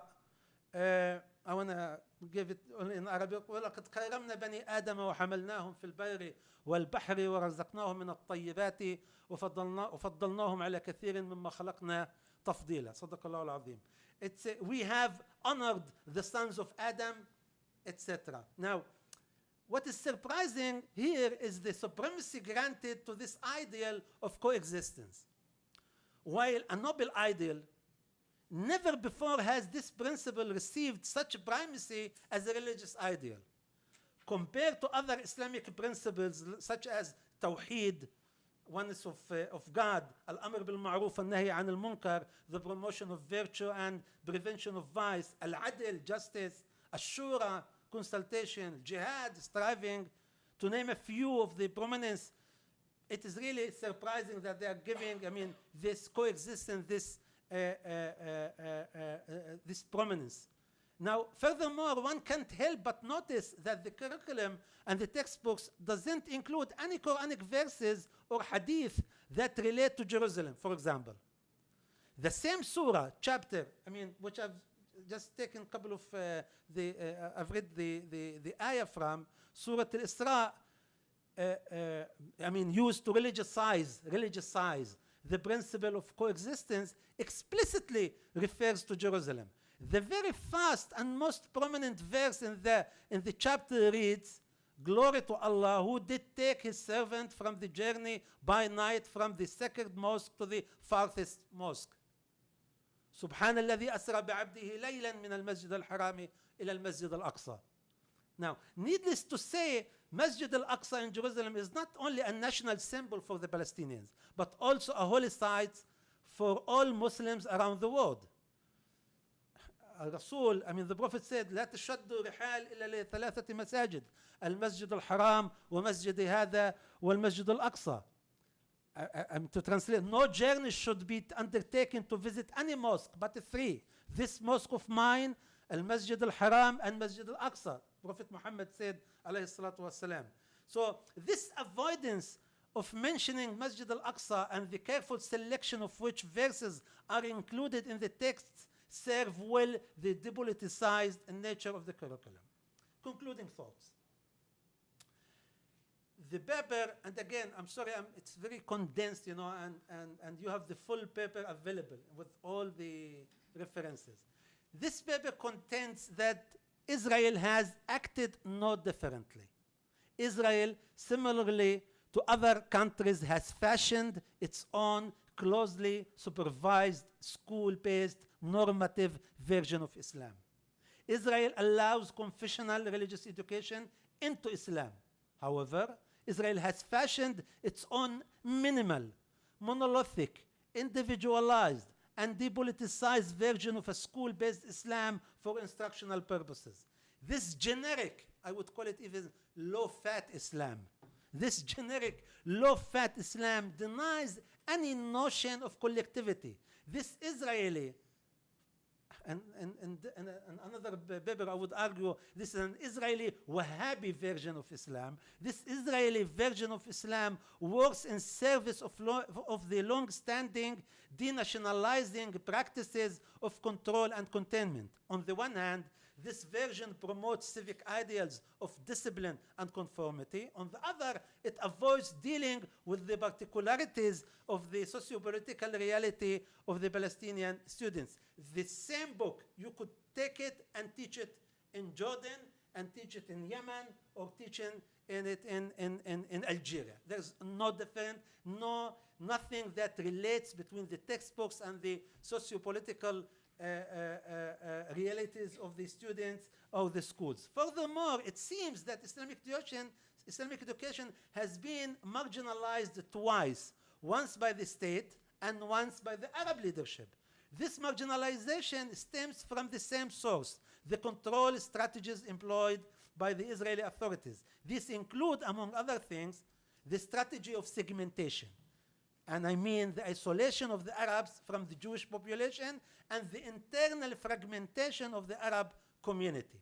In education, this approach of control is reflected in the state's continuous efforts to dull the sense of collectivity by emptying the curricula and the textbooks of any cultural or national content. As for the Arab leadership, debating religious education might jeopardize the priority given to the national identity in Arab politics.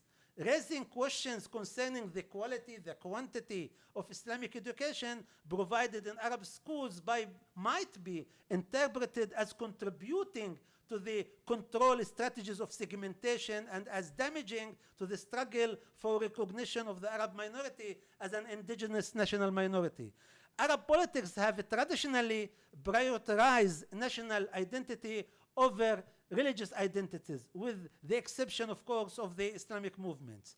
To improve the curriculum, my last two lines, to improve the curriculum, it is necessary to engage at least with two concepts.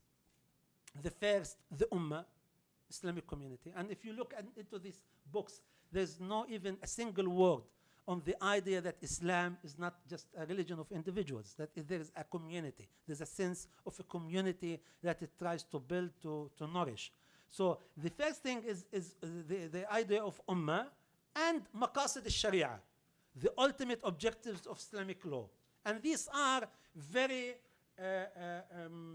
I would say, general ideas, about the protect of life, the protect of al-aql, wal-deen, wal-mal, wal-nasl, the protect of intellect, the protect of life, the protect of religion.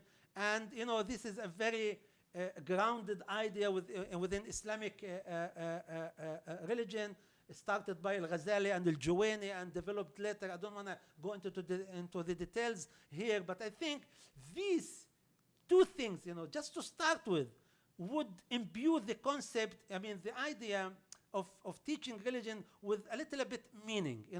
It's both would help not only in building an integrative collective Muslim Palestinian identity, but also in engaging seriously with the complexity of being a Muslim within the framework of Israeli citizenship in a majority Jewish state. Thank you very much.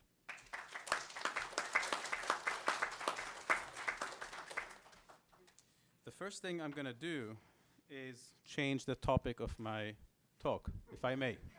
But I have a story to explain why.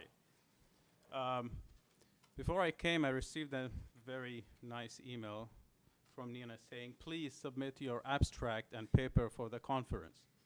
And I freaked out. I'm not a scholar. So I called a friend of mine at the Tel Aviv University from the Minerva Institute, who's a friend. I said, what the hell is an abstract and why do they need a paper? She says, calm down, Nabil, let me explain to you. Abstract is a half a page. And a paper, I don't know why, you should ask them.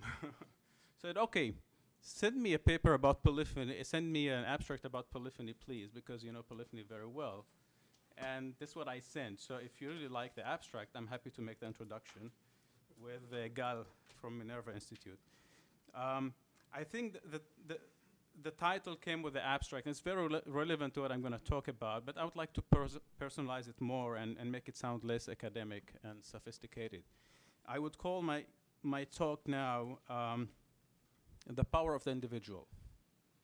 and would like to take you through a journey that I went myself and led to the founding and growth of the Polyphony Foundation, which is the organization that I run today, and I think makes a very important and wonderful work in Israel, both in the Arab and Jewish communities. So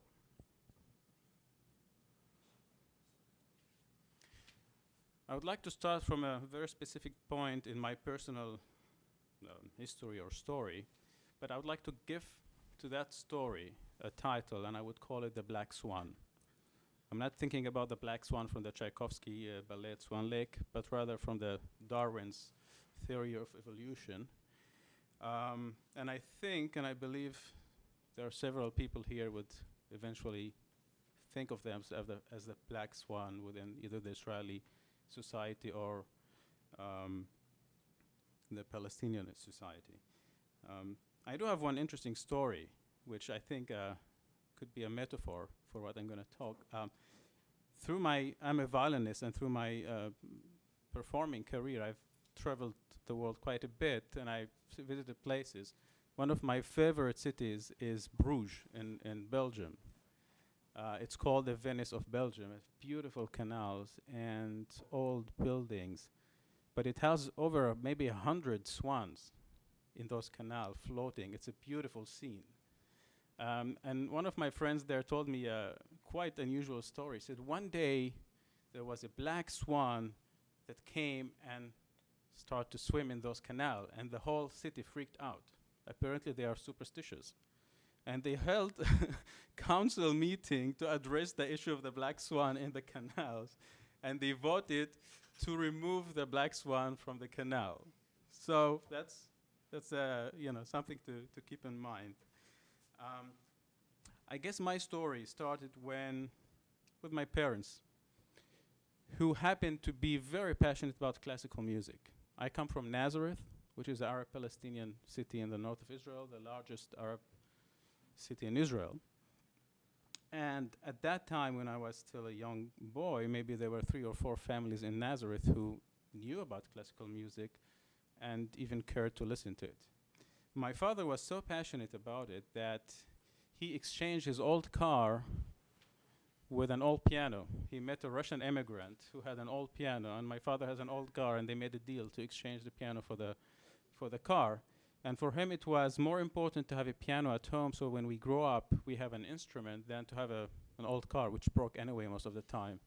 My image of my father bending over to fix the car is what I have. And he was right. He was right. In the 80s, when the borders with Lebanon were somehow still open to, and we had a great uncle who studied in Vienna art and music, who came to visit from Lebanon for a few days.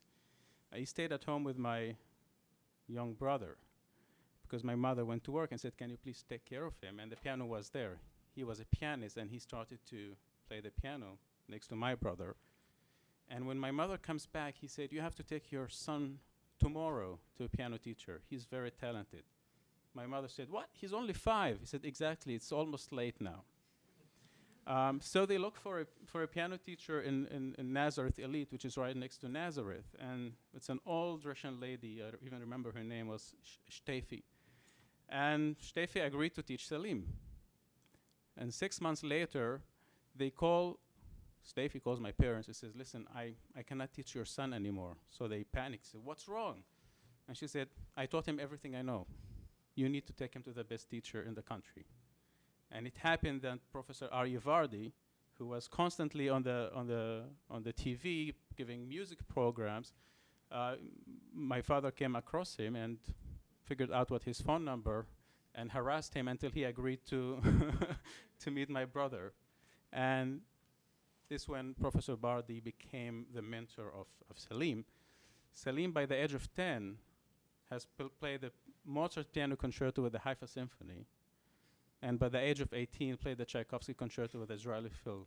You can imagine how unusual or how significant that is for an Arab father to trust his son's future in the hand of a Jewish musical figure who he met only through the TV, and how unusual that was for the Jewish audience and the Jewish people suddenly to see a young Arab Palestinian child sitting playing solo with Israel's major orchestras.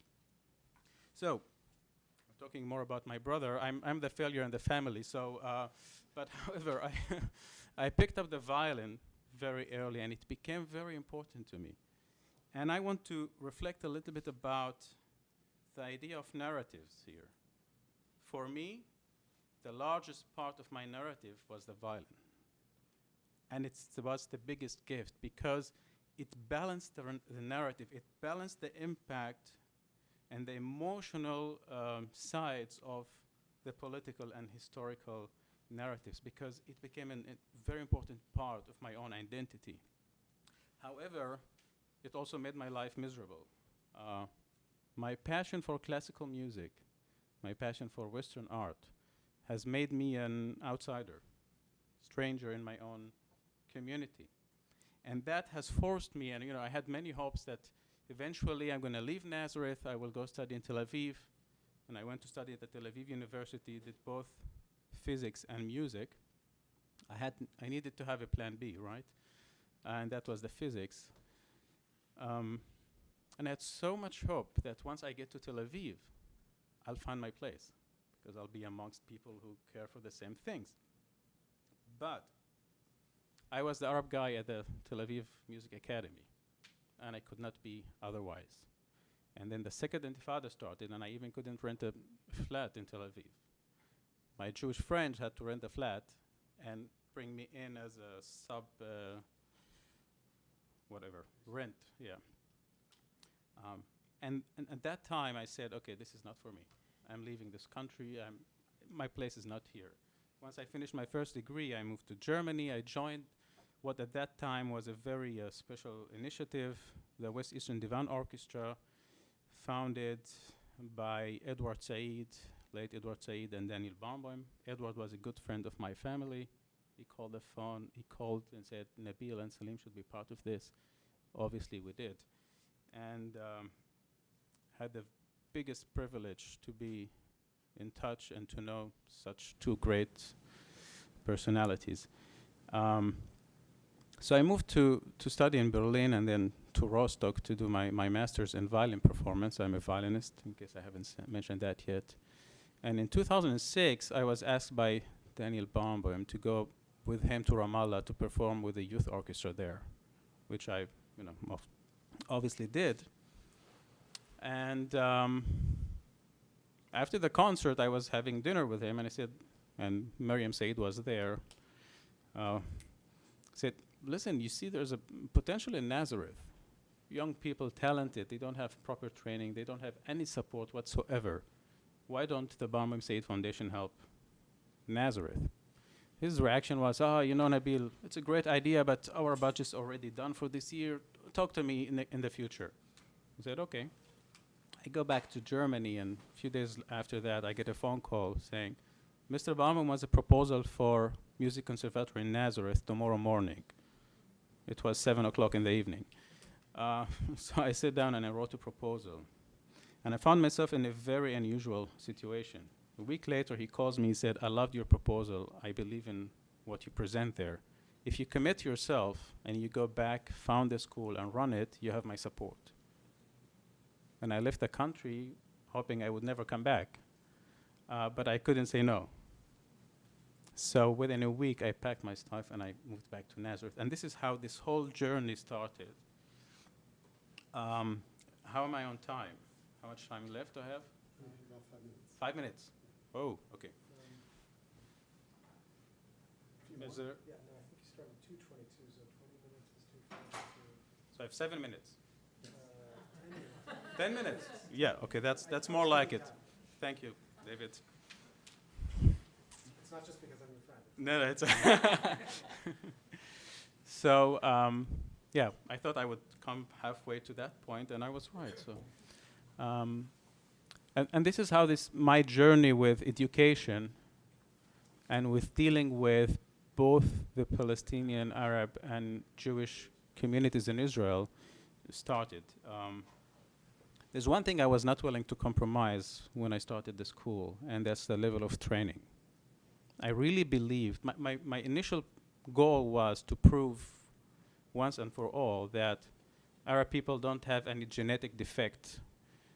There's no genetic thing that keeps them from playing classical music on the highest standards. It's just a matter of opportunities and proper training. And that was in a way my biggest motivation in the beginning. And that led me to go to Tel Aviv and meet with some of the colleagues that I either studied with or performed with, and asked them to come to Nazareth and teach young Arab students in Nazareth classical music. And I was quite surprised when they all agreed without having to convince them or to explain to them that it's safe or any of that stuff. And we started with 3 teachers from Tel Aviv, myself, and 25 students. The relationship between the teachers, the students, their parents, the level of talent was all just worked right. And by the end of the year, the level of the students, the progress they made was beyond anyone's wildest expectation.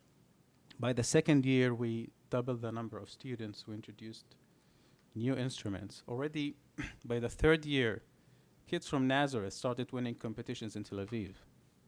I had to lie in the application forms about the number of years they've been studying. There should be a minimum 6 years, and I had to lie. About 6 or 7 years after that, and I'm just giving examples of how significant this growth was, both for the community, but also how it projected into the entire Israeli society.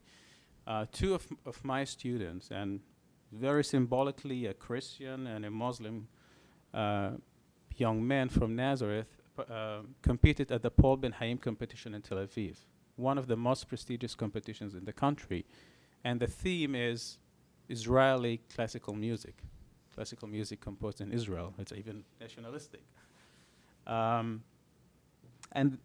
I didn't even bother to go to hear the competition. I never imagined, even if they played the best, they would win such an important competition.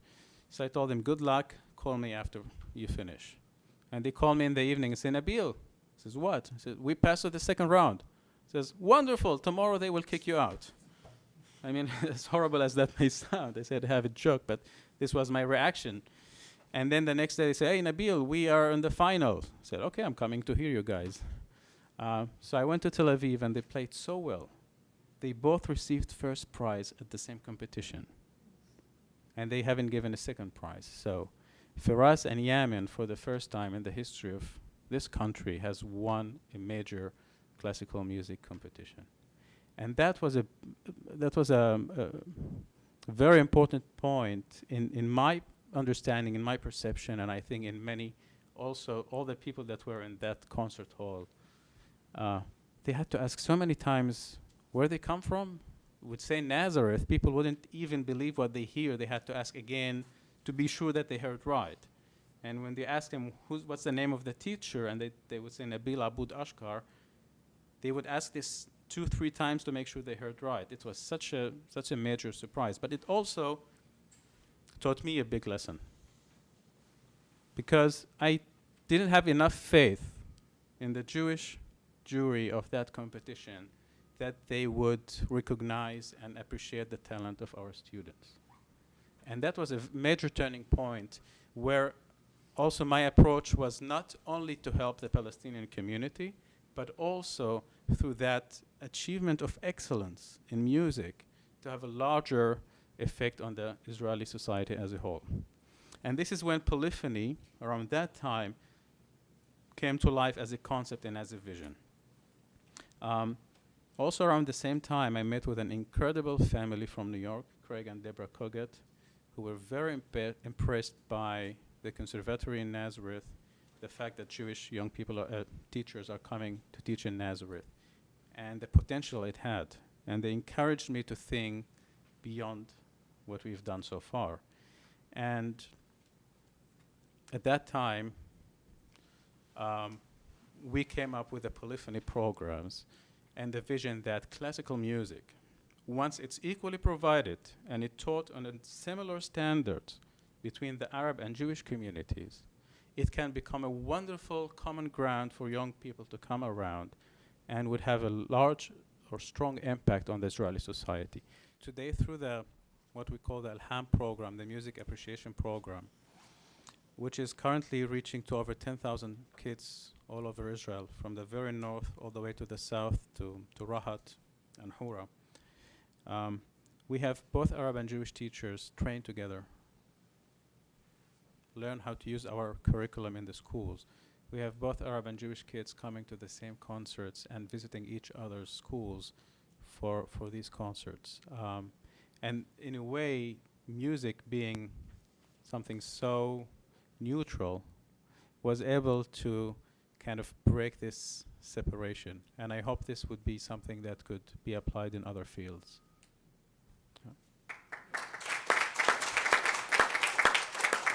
I am really excited to be here today, and want to thank David and Emma for having me. And as Emma said this morning, all of the many things I've been thinking about and learning about at the conference the last 2 days has gotten my head kind of swirling around. So I'm excited to give you a little bit of information about what I do, and hopefully there will be some ways that we can think about connections across teaching perspectives and point of view in history curriculums.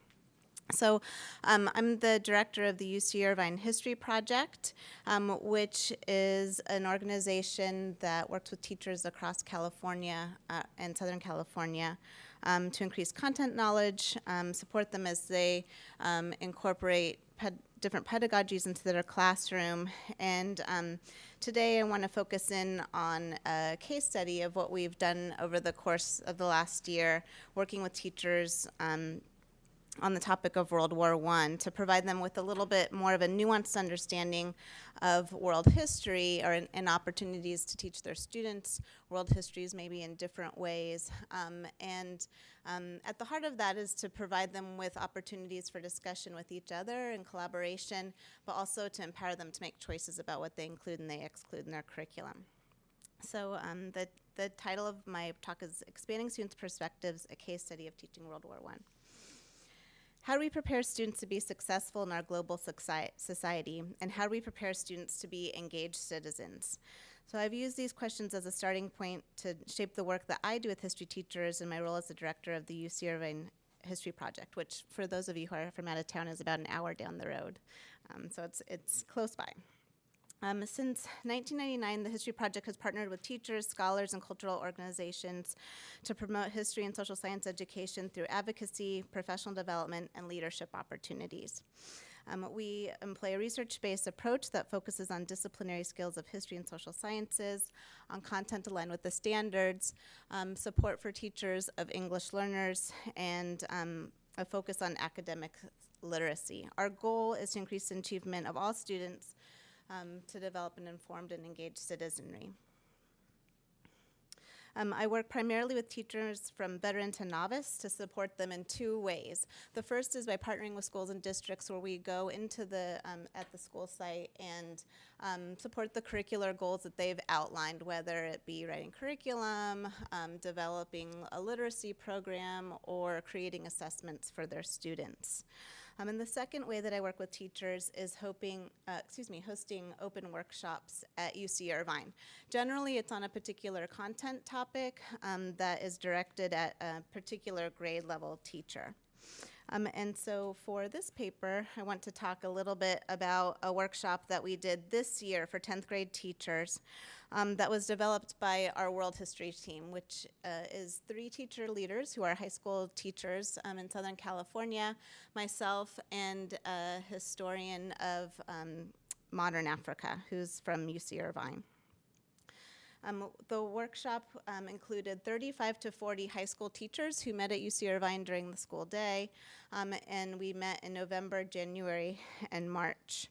This paper will focus primarily on our workshop in January to illustrate how we developed opportunities for teachers to explicitly teach about diverse perspectives to the topic of World War I. So I'm going to talk a little bit about how we used historical research, lesson activities, and then teacher and student voices to inform the work we did in opportunities for history teachers to think about how to teach multiple perspectives of World War I. So before I begin the discussion of the workshop, I wanted to provide you a little bit of a context for history instruction that we do at UCI History Project. We are part of a statewide organization, the California Subject Matter Projects, and each discipline's represented. So there's math project, science project, and they are, and so the history project is one of those subject matter projects. And we have 5 sites throughout the state, housed at University of California and CSUs. Because we're a statewide entity partnering with public school teachers, we're responsible for addressing the standards mandated by the state. And I think we've talked a bit about state standards here, and I want to talk a little bit about what we do in California. So currently, last year, California adopted a new framework for history social science, which provides a narrative structure to integrate history and literacy standards, as well as include current historical scholarship. The new framework has my organization, the California History Social Science Project, as its primary author, and I'm one of the authors of the 10th grade Modern World History and Geography course. Writing the framework was a very long process. It started in 2008 and very rigorous. It included drafts and public comments, as we know and have been talking about. It's a very controversial issue within the standards and frameworks. There were over 11,000 public comments in California that were included in the revisions and finally approved last summer by the State Board of Education. So this lengthy process ensured that the diversity of perspectives that make up California's educational stakeholders, such as teachers, parents, community, and cultural groups, scholars, could all participate in the public debate that led to the adoption of the framework. Tom Adams, the Deputy Superintendent at the California Department of Education, highlights that the framework reflects the diversity of the state and that in his quotes, he calls it the California way, is one of inclusion.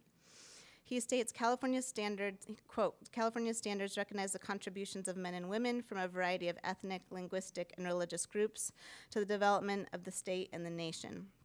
Also, the standards stress the need to study the different civilizations in the world, in part because students want to study their cultural and historical connections to the past, end quote. The new framework, the official document that guides history social science instruction, strives to offer specific examples of diversity to prepare students to consider and engage with history content from a variety of perspectives. And as Adam points out, this emphasis on inclusion is not only celebratory, but includes historical accounts of discrimination and allows students to consider how certain people and groups have been and continue to be marginalized in our society. By engaging California students in a historical narrative that includes multiple perspectives and emphasizes a nuanced understanding of change over time, we hope that they'll be better prepared for our complex world. With the adoption of the new framework, this is something that we're trying to support teachers into considering and also is kind of guiding our instruction and work with teachers. It aligns our work with the state mandates while also providing teachers with a model for instruction that's inquiry-based and standards aligned. There are many changes in the content of the new framework and the history standards that have guided instruction in California for the past 20 years. We seek to support teachers as they make the shift to this new conceptualization of history instruction.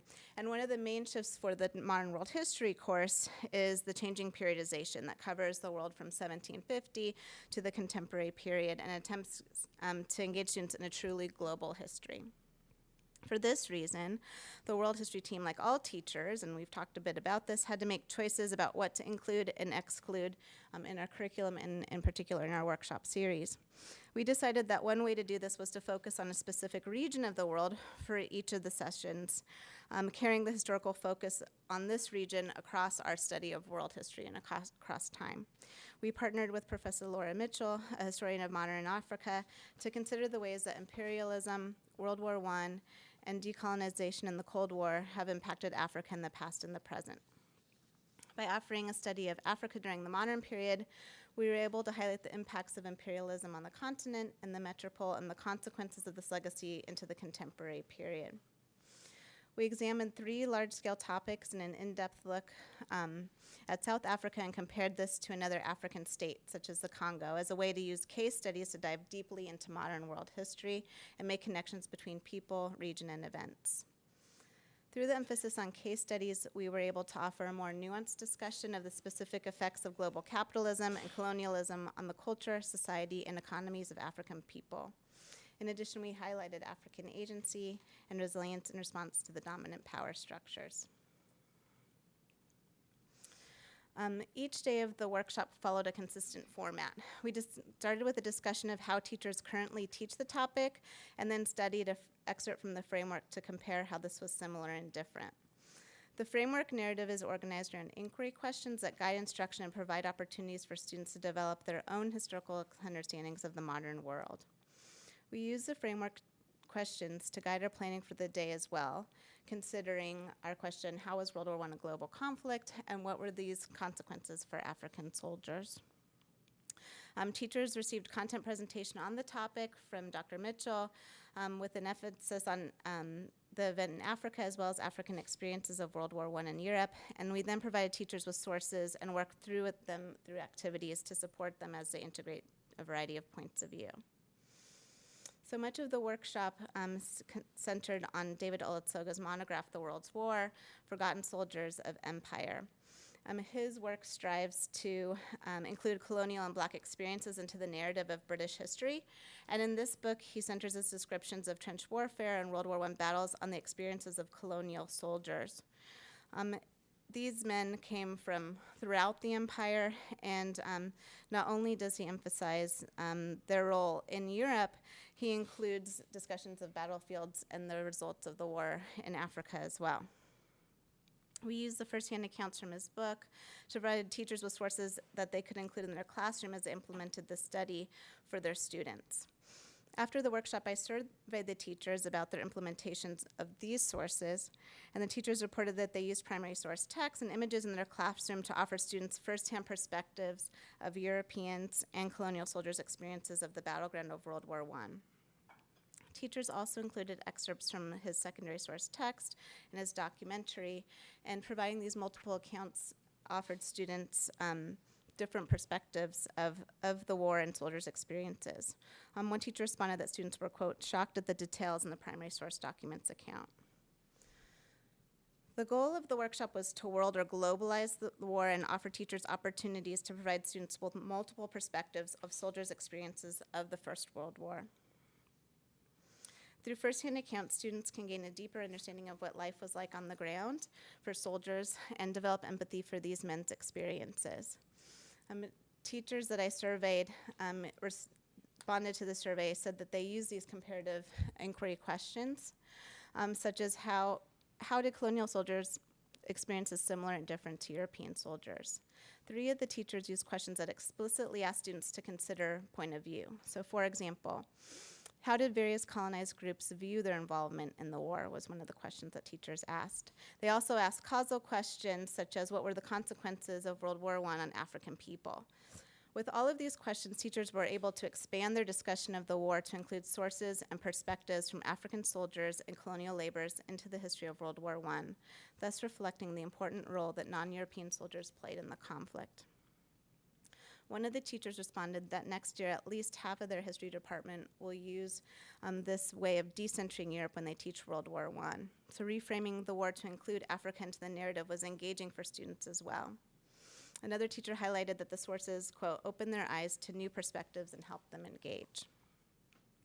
So the workshop offered 3 different activities to analyze sources to support students to develop a deep understanding of colonial soldiers and colonial laborers' perspectives using both primary and secondary sources. I'm going to share one of the activities which I learned from Emma, the UCLA History Project, and think that this is something that we can maybe discuss later as a kind of parallel to what we were talking about with our dual narratives. It's called the Ride Around activity. It's a group activity that can be used with 3 to 4 individual sources that offer different perspectives on a shared topic. Students organize students into small groups that reflect the total number of sources, and students each read a source silently and then have the opportunity to comment on the source. As they're finished reading the source, they share it and then read a different source, and then the students can comment on the source, and then there's their peers' responses as well. After reading each of the sources, students then have an opportunity to discuss that. One of the teachers suggested that, quote, after the ride-around activity, students group had a discussion of the documents and created a Venn diagram to compare and contrast the experiences of European soldiers and colonial soldiers. At that point, I had students answer our guiding question in writing. I did provide a frame for the writing. I was excited to see that students went to write to work, appearing to have a lot to say. After reviewing the student responses, one of the teachers in our groups realized that students clearly understood the role of African soldiers in World War I, but did not have a full extent of the understanding of the global extent of the war beyond African involvement. After considering this, she retaught various moments of the war, included maps and sources that went beyond the study that we had talked about of Africa, included a variety of perspectives that created more of a global narrative. So I'm sharing here this kind of exit ticket, or this piece of writing from the student that after she retaught using sources that were not only of European and African experiences, that allowed the students to consider how World War I was a truly global war. So through this teacher's consideration and analysis of student voices, she was able to understand the gaps that they had in their understanding of the global nature of war by using this information to inform her instruction. She was able to revise her lessons to further include texts and images that allow students to broaden their interpretation of World War I. I have a few examples here about what teachers reflected upon as they had an opportunity to do these, incorporate a variety of perspectives in the classroom. And in closing, I just wanted to highlight that hopefully this has given you an example of the work that we're doing here at the History Project, the ways that the standards frame our instruction, and the types of opportunities that teachers in California have to be able to come together to incorporate historical content knowledge and to incorporate sources and multiple perspectives into their instruction. We hope to offer teachers a space for them to be able to share these ways of teaching, but also once they go into the classroom to come back and have conversations about how students engaged with the topics and how those student voices inform their own instruction, and allowing them to reflect on that process. So hopefully that can kind of add to our conversation today, and thank you.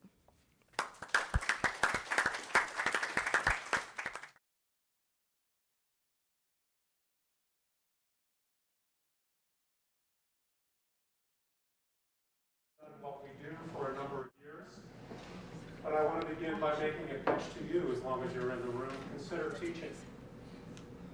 If you've been here for the last couple of days, if you were here this morning, what you should have learned, I hope, is something that my good friend Roger Weaver, an educator in LA, has said, and that teaching is the most important work.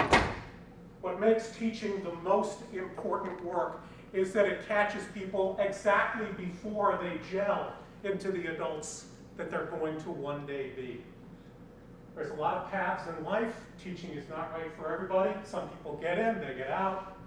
But possibly for you, it could be your path. And if it is, you can do a lot of service for a lot of people who need that service. Well, I'd like to thank this afternoon David Myers for his gracious invitation, and Sami Adwam for helping put this together. I understand that you partnered in doing this. Nina Alavi for her courtesies over the last few weeks in arranging what's been a terrific conference from where I've been sitting. And I'd like to thank all previous presenters. I've been in the back there typing away quickly. When I've heard a name, I've looked it up on Amazon, gotten the book, put it in my shopping bag so that I've got a summer worth of reading. So Tolstoy's going to have to wait. I titled this talk Anger, Empathy, and Intellectual Engagement because it's in that order that I think many students at all levels approach intercommunal conflict, and that means any intercommunal conflict, Israel, Palestine, anyone. I'm going to explain how these three words have helped me organize my curriculum, and how curriculum can sometimes change student thinking, but why that change is difficult to achieve even here, where we are relatively insulated from the kind of crises many of you have to deal with in your lives daily. Since accepting David's invitation to join this panel this past December, I've decided to retire from teaching. So I'm going to pitch for all of you to get into teaching. I'm making room for you. You are so welcome.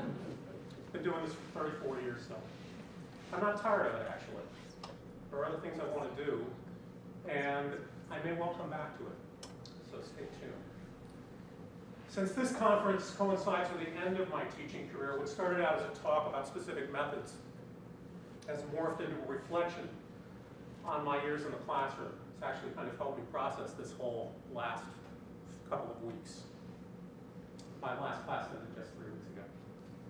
And on the challenges I've faced teaching history and politics over the years. My thoughts are not systematic. My thoughts here are personal, and they're impressionistic. In the course of my career, I have devoted 12,000 hours to classroom instruction, taught more than 3,000 students, read more than 20,000 written responses, essays, and research projects. Even as I taught my last classes and my last students walked out the door, I still felt myself to be something of an amateur. And this was especially true recently, when I read a student assignment responding to side-by-side. I found side-by-side just a few years ago, trolling through Amazon, trying to find something I was going to use to teach the Israeli-Palestinian conflict, something that would really get students thinking about dual narratives, and there it was, dual narratives in capital letters and neon. It was great. It's been wonderful with my students. So the assignment I gave was completely pro forma, dull assignment. Students are going to write a paragraph or two describing some assumptions informing each of the two versions of the 1920s and 30s. And the sole purpose really was to prepare students for a discussion. That was it. And it was the discussion that was the major event, not the paragraphs. But it's important that people write before they speak, because otherwise they're kind of flummoxed when the time comes. So I was not prepared for a comment from a student I will call K. He wrote that the Palestinian narrative had fallen short because it had failed to mention that, quote, the Palestinian side is known not to value life and is therefore more prone to committing violence, unquote. Now, I gotta tell you, I'm not troubled that high school seniors come to a class on global conflict with this and other, shall we say, misapprehensions.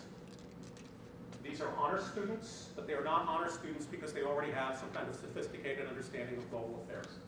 They're honor students because they're willing to do the work. Simple as that. And I'm there to teach them. I'm not there to, well, first of all, I'm not there to convert them. Beyond that, I'm not there to demand that they come to my class sort of as pure as the driven snow. That said, it was very disheartening to read. I had taught this particular student for 3 successive years. I like to think that I had addressed this kind of thinking. I think of it as a category error in world history, in US history, in contemporary world history. And most recently, we had specifically talked about this kind of thinking after we read excerpts from Edward Said's Orientalism, and also by a wonderful film, if you haven't seen it. It's Ahmad Bernat's 5 Broken Cameras. Fabulous film. Now, Kay is perfectly capable of articulating a central lesson of the work, that such conflicts are complicated. He knows that each side, whatever the sides are, consists of multiple points of view and are characterized by shifting alliances and shifting loyalties. He knows the dangers of essentialism.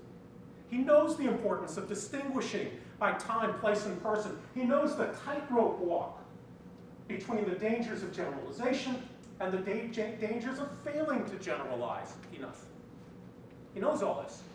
But what he does, and I think what we all do in some elements of our lives, he compartmentalizes.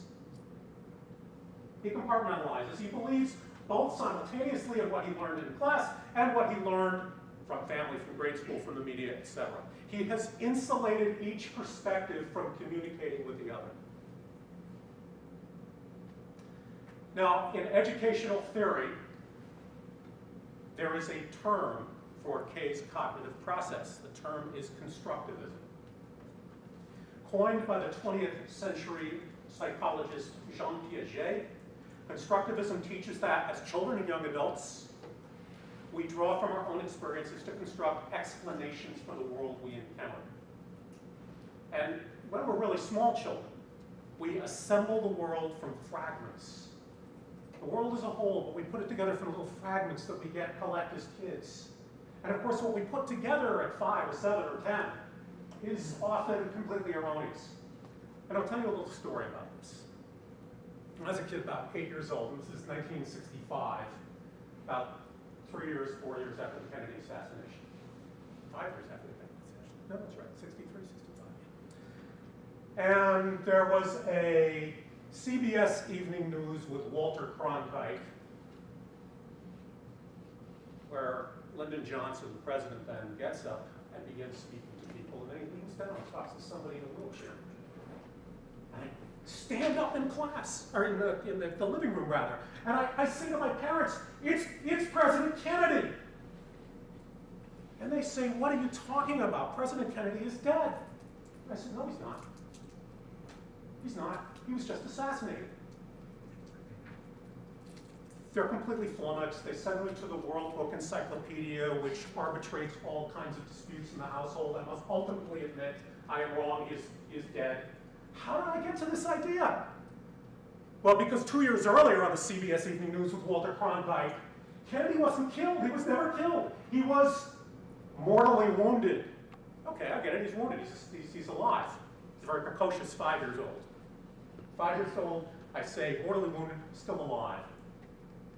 He's still alive, and the guy who killed him, by the way, is named an assassin.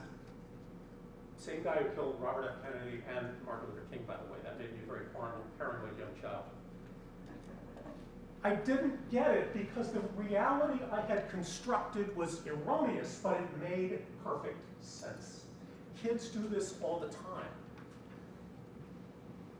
Now, knowledge that's constructed like that is very sticky. I was 8 years old when I said that. I was old enough to think things through in a little more sophisticated way. But I didn't, because once you've constructed that kind of reality, it sticks. I told you that I had Kay's attention for 3 years. I mean, that's 600 hours of instruction and homework and so on. 600 hours. But the kid had been awake. That is literally 16 hours a day. You add it up. He'd been awake for, I did the math, and it's something like 18,000 hours. Awake for 18,000 hours, I got him for 600. I got him for 3% of the time he was awake. The other 97% of the time, he was spending it with friends, with Facebook, with YouTube, with the media, with mom, with dad, with some uncle that's yammering at the dinner table.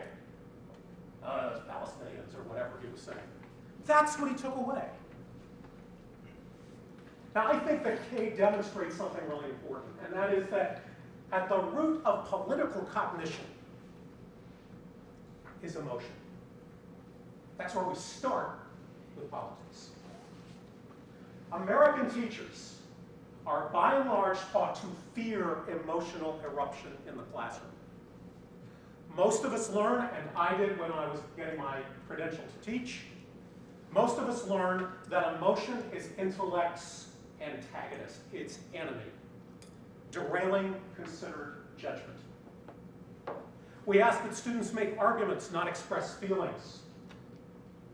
Where's the evidence for that? Don't say you're angry, show us the evidence. We ask, in a sense, that they analyze a text or a film or a document as if it were a frog dispassionately dissected at the lab bench. We smile almost condescendingly, I think. We smile at a student's sense of revulsion at that process. encouraging them to abandon any empathy they may feel for the blinking animal pinned to the table beneath their scalpels. Often those animals are their own family. American education remains positivist, and that is a mistake. Misunderstanding, radically misunderstanding, I think, the relationship between emotion and education. For emotion, though it's volatile and feral, is the door to cognitive change. It's the door to rethinking. The most teachable moments in my career, I've had 3. Most teachable moments have arrived when students have been emotionally at their rawest. During the 1992 Los Angeles riots after the Rodney King decision, the days after 9/11, or during last year's presidential campaign. That was number 3. And that wasn't a joke. They were quite upset. These events have or had no precedent in their personal experience, and actually very few in mine. Students were frightened, they were angry, but they were also disoriented. And they were facing these events without the practiced language or rehearsed responses they bring to most issues. We have kind of an automaticity to the way we respond to political news. We open up the newspaper, we look at the television, we see YouTube, and we say, this is how I feel about it. Goddamn Louis Weber. We already know what we're going to say. But when an event like that happens, we don't. We don't have a fallback. And so even though they were angry, even though they were frustrated, they were absolutely eager to hear the other side. They wanted to know what the other side was thinking. They wanted to understand the other side. They wanted to get some glimpse, some understanding of their emotional state. How could somebody do something like this? But that's an enormous open window for teaching. Ladies and gentlemen, it's a window that closes with extraordinary rapidity. Students and adults, in the face of such a crisis, will desperately grope their way towards a shared explanation, towards a newly conventional wisdom. And this is in many ways a very good thing because I think it contributes to our resilience. We come together as a community soon after a crisis like this. But as anger or shame or sadness cools and congeals, it adheres to constructions of reality that can be wildly, dangerously, frighteningly wrong. Once buried deep within us, the rage, the fear, the insecurity, the shame fester increasingly enmeshed in emotional and cognitive lives, weaving itself ultimately into our very identities. The psychiatrist Robert Cole book, The Political Life of Children, explored the creation of loyalties and antipathies among what he called children of crisis in trouble spots around the world. Why did these politically traumatized children develop such concretely fixed worldviews? Well, he's got the entire book. It's over 200 pages. Go out and read it. It's actually pretty good. But when he ends, it's not with an analytical response so much as one line from the poet Rainer Maria Rilke. And that line is, quote, "Survival is all," unquote. Now, in my experience, Cole's observation serves also to describe children who, while coming of age in relative comfort and security, have grown up in what the poet Auden dubbed the age of anxiety. They've inherited from my generation and my parents' generation a habit of fitful sleep troubled by existential fear. Steven Pinker tells us that the chance that a human being will die by someone else's hands is less now than it ever has been in the history of humanity. But I don't think that many of my students, even though they are as safe as any in the world right now, I teach here on the west side of Los Angeles, my students are just fine, thank you. Few of them, few of us, really truly believe that. Not once the lights are off, our eyes are closed, and our imaginations begin to wander. Students in Los Angeles, including many of the students I teach, share with students in Israel and Palestine a legacy of family trauma that has followed them here. Pakistanis in Gardena remember the partition. Jews in Pico Robinson, the Holocaust. Iranians, in West LA in the 1979 revolution. Westminster's Vietnamese community, drowning of relatives on rickety boats leaving from Saigon. Cambodians in Long Beach Thai refugee camps, Glendale's Armenians, the last century's murders, genocide. Even for the grandchildren and the great-grandchildren of these events, history is not a school subject. It is the name of a monster who haunts their nightmares. In their nightmares, when history arrives in the neighborhood, it kicks in the door, brutalizes their families, burns down the house, and when we're bloodied and homeless and shivering, it says, "I'll be back for you later." For students possessed by such an acute sense of family loyalty, history is the word for what happens when the outside world invades lives previously thought to be private and protected. You do not easily recover from that experience, not here, not anywhere. The monster is truer than any textbook. Its ravenous hatred of light and life, more tangible, more substantial than any curriculum.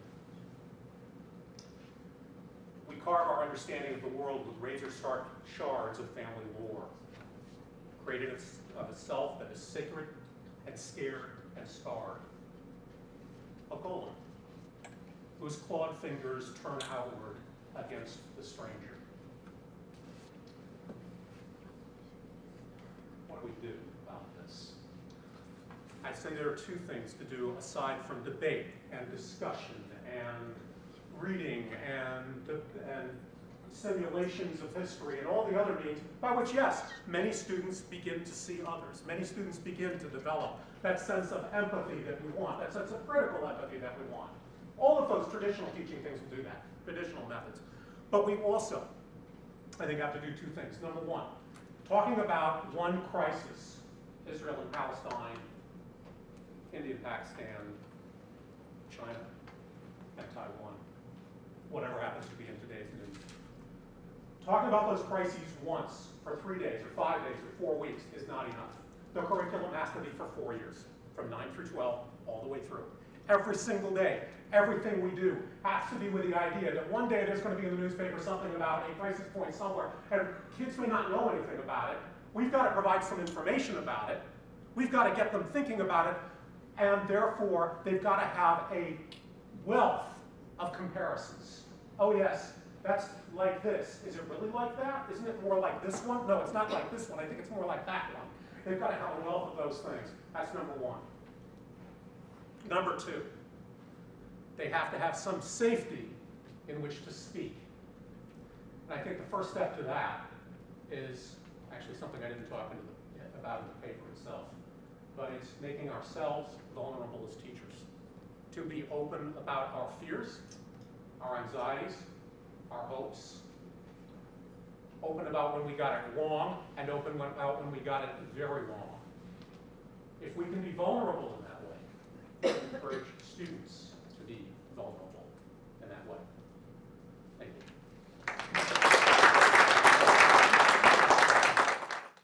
So I teach a course, Political Theory of the Modern Middle East, at Shalhevet High School here in Los Angeles. And it's a unique high school in that it is many things all at once. It's a school that is based on a Kohlberg's theory of moral development and having a just community model of the school. We're also a Orthodox and religious Zionist high school in the diaspora. And so teaching the course on the modern Middle East presents all sorts of unique narrative challenges for me How can I be intellectually honest while engaging students with a fidelity towards the mission of the school and my own vision and aspirations as an Orthodox Jew and a religious Zionist. And I don't have a lot of answers. I would actually challenge some of my students to weigh in on that when the time comes. But there are a few takeaways from listening and learning today. The first for me is that it's important for both Palestinians and Israelis in the Middle East to recognize that for many Jews, Zionism is that opportunity for Judaism to live on a national level. That, you know, growing up and being Jewish in my home or in my community, in my synagogue, is one thing, but Zionism and Jewish self-determination really enables Judaism to live in the public square. And that presents an enormous burden of responsibility on us, and I think also should humble us in our approach to what we do. And for me, the challenge in terms of introducing voices and narratives into our discussions in class is to always think about what's at stake for defining Israel as part of a redemptive process. That's a very loaded proposition. But also from a religious Zionist perspective, abandoning that and just thinking of it as a colonial enterprise or a modern historical reality also strips it of that aspirational potential. And so listening to everyone, you know, and I hope my students picked up on this, that there's a lot for us to learn, provided we enter the process with real humility and do a lot of listening. So thank you.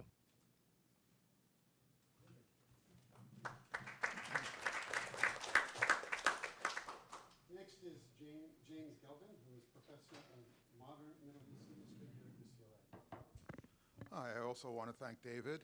I want to start off my remarks by saying they're informed by two things. First of all, I've been teaching now for about a quarter of a century. Most of it's been in the United States, 1 year in AUB, American University, Beirut. And so I'm approaching it from the standpoint of somebody who's in the American professoriate. Second thing is that I'm old and I'm cranky. And that will probably come out in my remarks. I want to say the papers today are both on form and on content. And what I want to address in my remarks are both form and content. I want to make 3 or 4 points, depending upon when that sign gets held up to get me off the stage. The first point I want to make is I think that there is an overestimation of our ability as teachers to change students' attitudes. I'm not sure that having the ability to change attitudes is such a good thing anyway. I think there are 2 medical conditions that I want to talk about. The first is the David Horowitz syndrome, which is also known as the Campus Watch syndrome, that students are sponges and soak up what we have to say. The corollary to that is that professors have to be monitored so they don't spread propaganda. Now I meet with, and this was previously said, I met with students 3 hours a week for 10 weeks. That's 30 hours of a 18 to 22-year-old's life. At the same time, students are embedded in networks and practices that are far more powerful in shaping and reinforcing their ideas than anything I can do.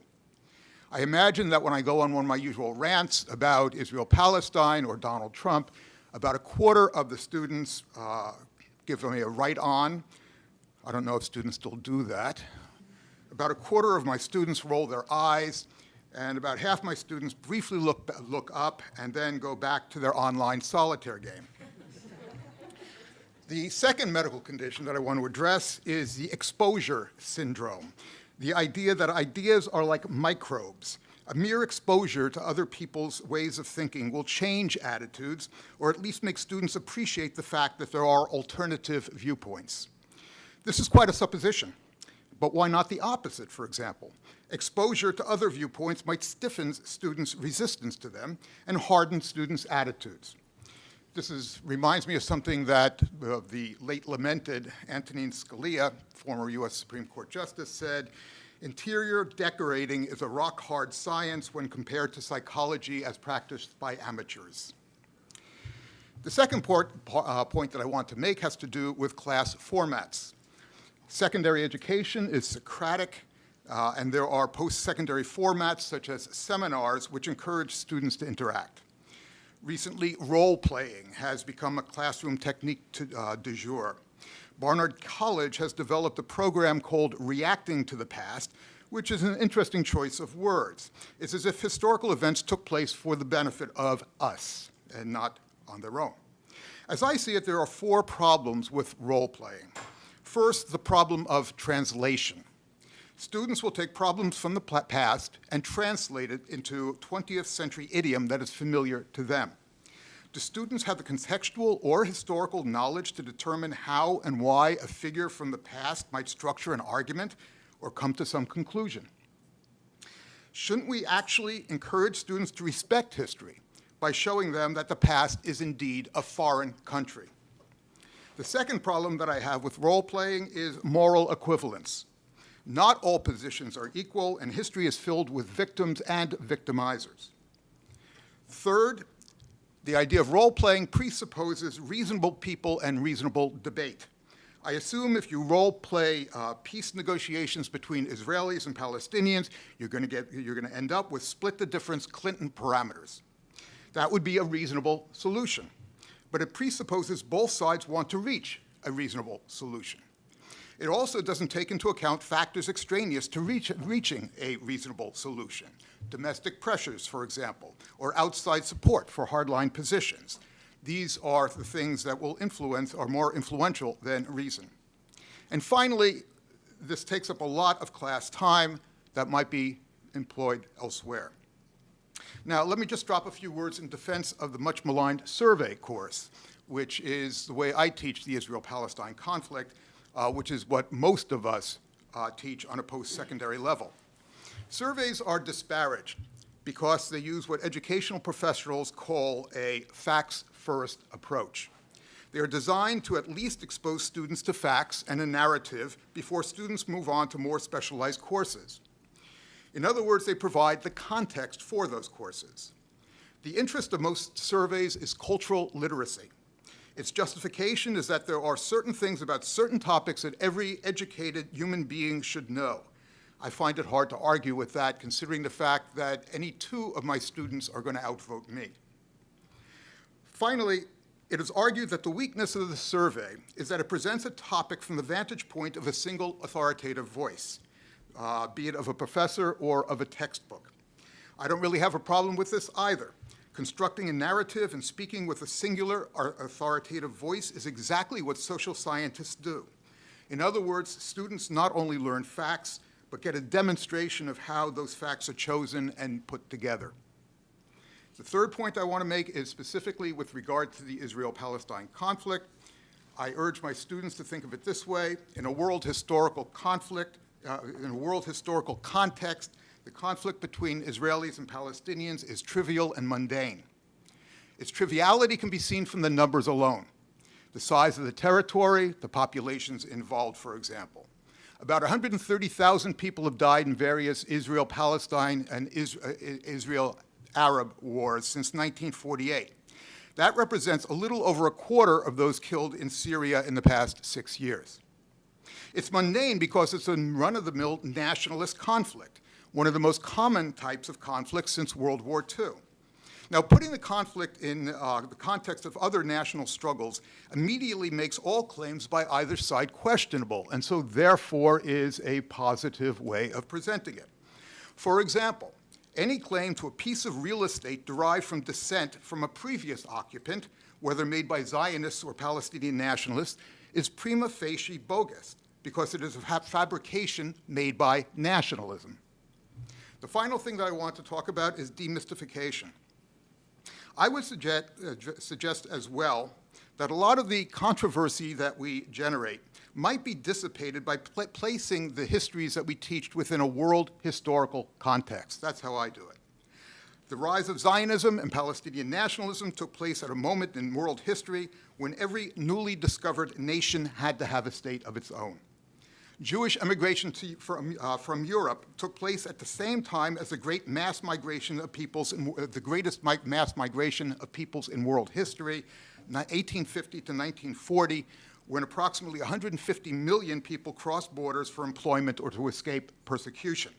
This is why Jewish immigration to the United States dwarfed Jewish immigration into Palestine until 1923, when the United States began restricting immigration. We could also look at the Palestinian side in that way, from the world historical standpoint as well.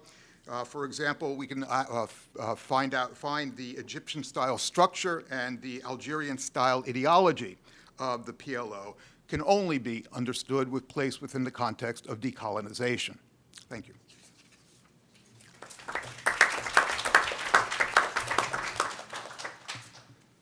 Our last respondent is Kimberly Schwartz, the upper school principal at the Milton Community Schools for Milton. Good afternoon. I too would like to begin with an expression of gratitude first to David for the invitation to be here today, and to everybody who has contributed either by speaking or questioning or simply just your presence here and thoughts. And to those of you who are working to teach teachers and to educate kids on complex topics. I am the upper school principal at Milken Community Schools, and I teach a class on the Israeli-Palestinian conflict myself.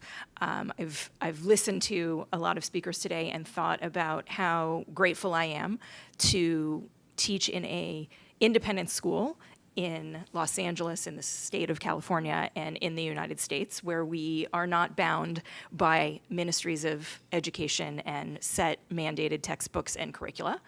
And at the same time, we don't teach in a vacuum, and we don't get to make individual choices as teachers and educators as much as we would like. And so we are bound by the parents who send their students to our schools, our boards of directors, synagogues in our community, and the individuals who lead our schools. And that sometimes is a very political and complex environment in and of itself.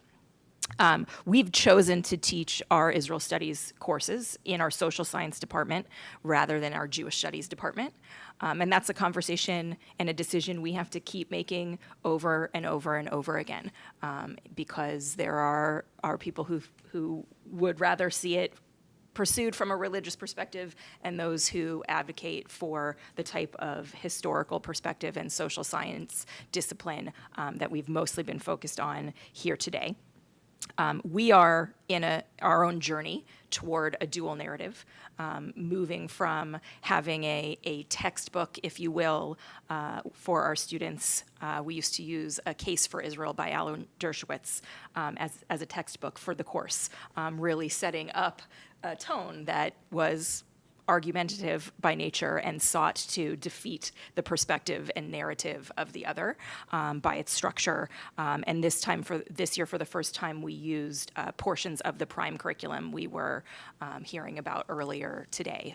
And so that's a journey that we are on, and a theme I've certainly heard from this session and the previous session this morning, in terms of the necessity of dual narrative if we are actually trying to get somewhere in terms of engagement, in terms of global citizenship, in terms of understanding or reconciliation. Another theme that I've heard repeated today for my colleagues is the necessary use of primary sources.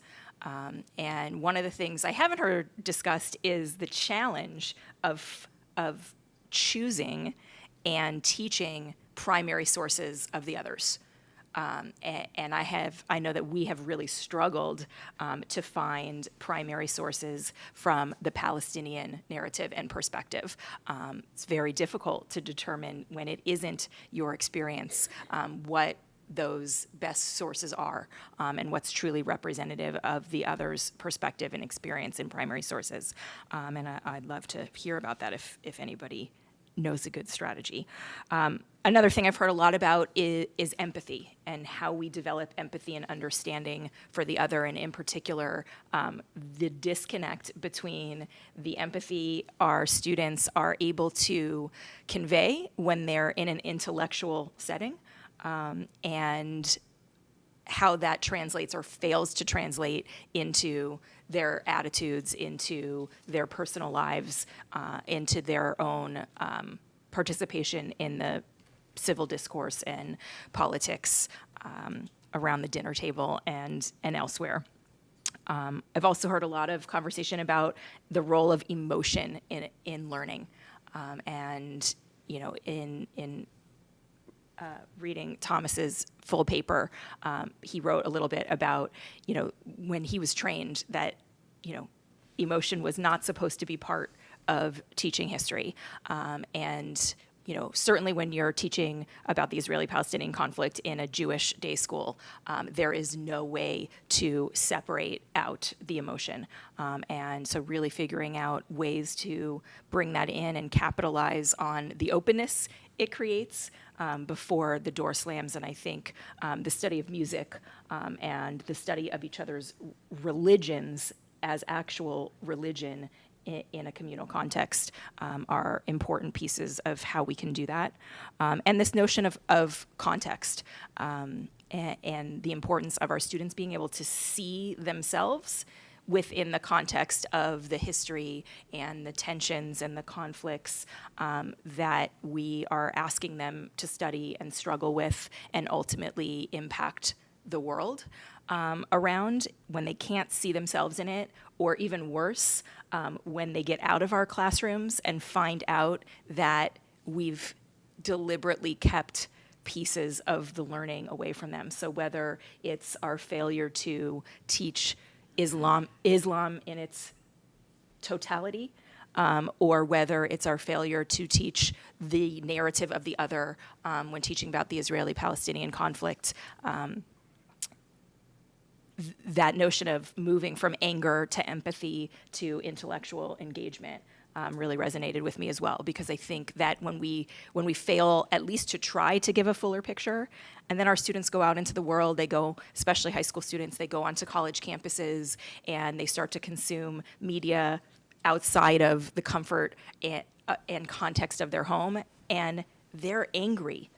They're angry by what they see. They feel let down and a lack of trust in the educators and what we've chosen to leave out for them. And certainly, especially, you know, the content of history grows every day. So we are always going to need to make changes about what we leave out. But we owe them more complexity than I think we always provide for them, and I've seen them come back angry, and I think it's important and great to know that so many educators are out in the world struggling to figure out how to bring those complexities and nuances and dual narratives into the classroom, because if we can address the anger piece and get them at least in the beginning of the empathy before we send them out where they do more of their learning on their own without the guidance of a teacher in the classroom, I think we'll set them on a path that will be more likely to lead to the kind of understanding and reconciliation that we're all hoping for. Thank you so much.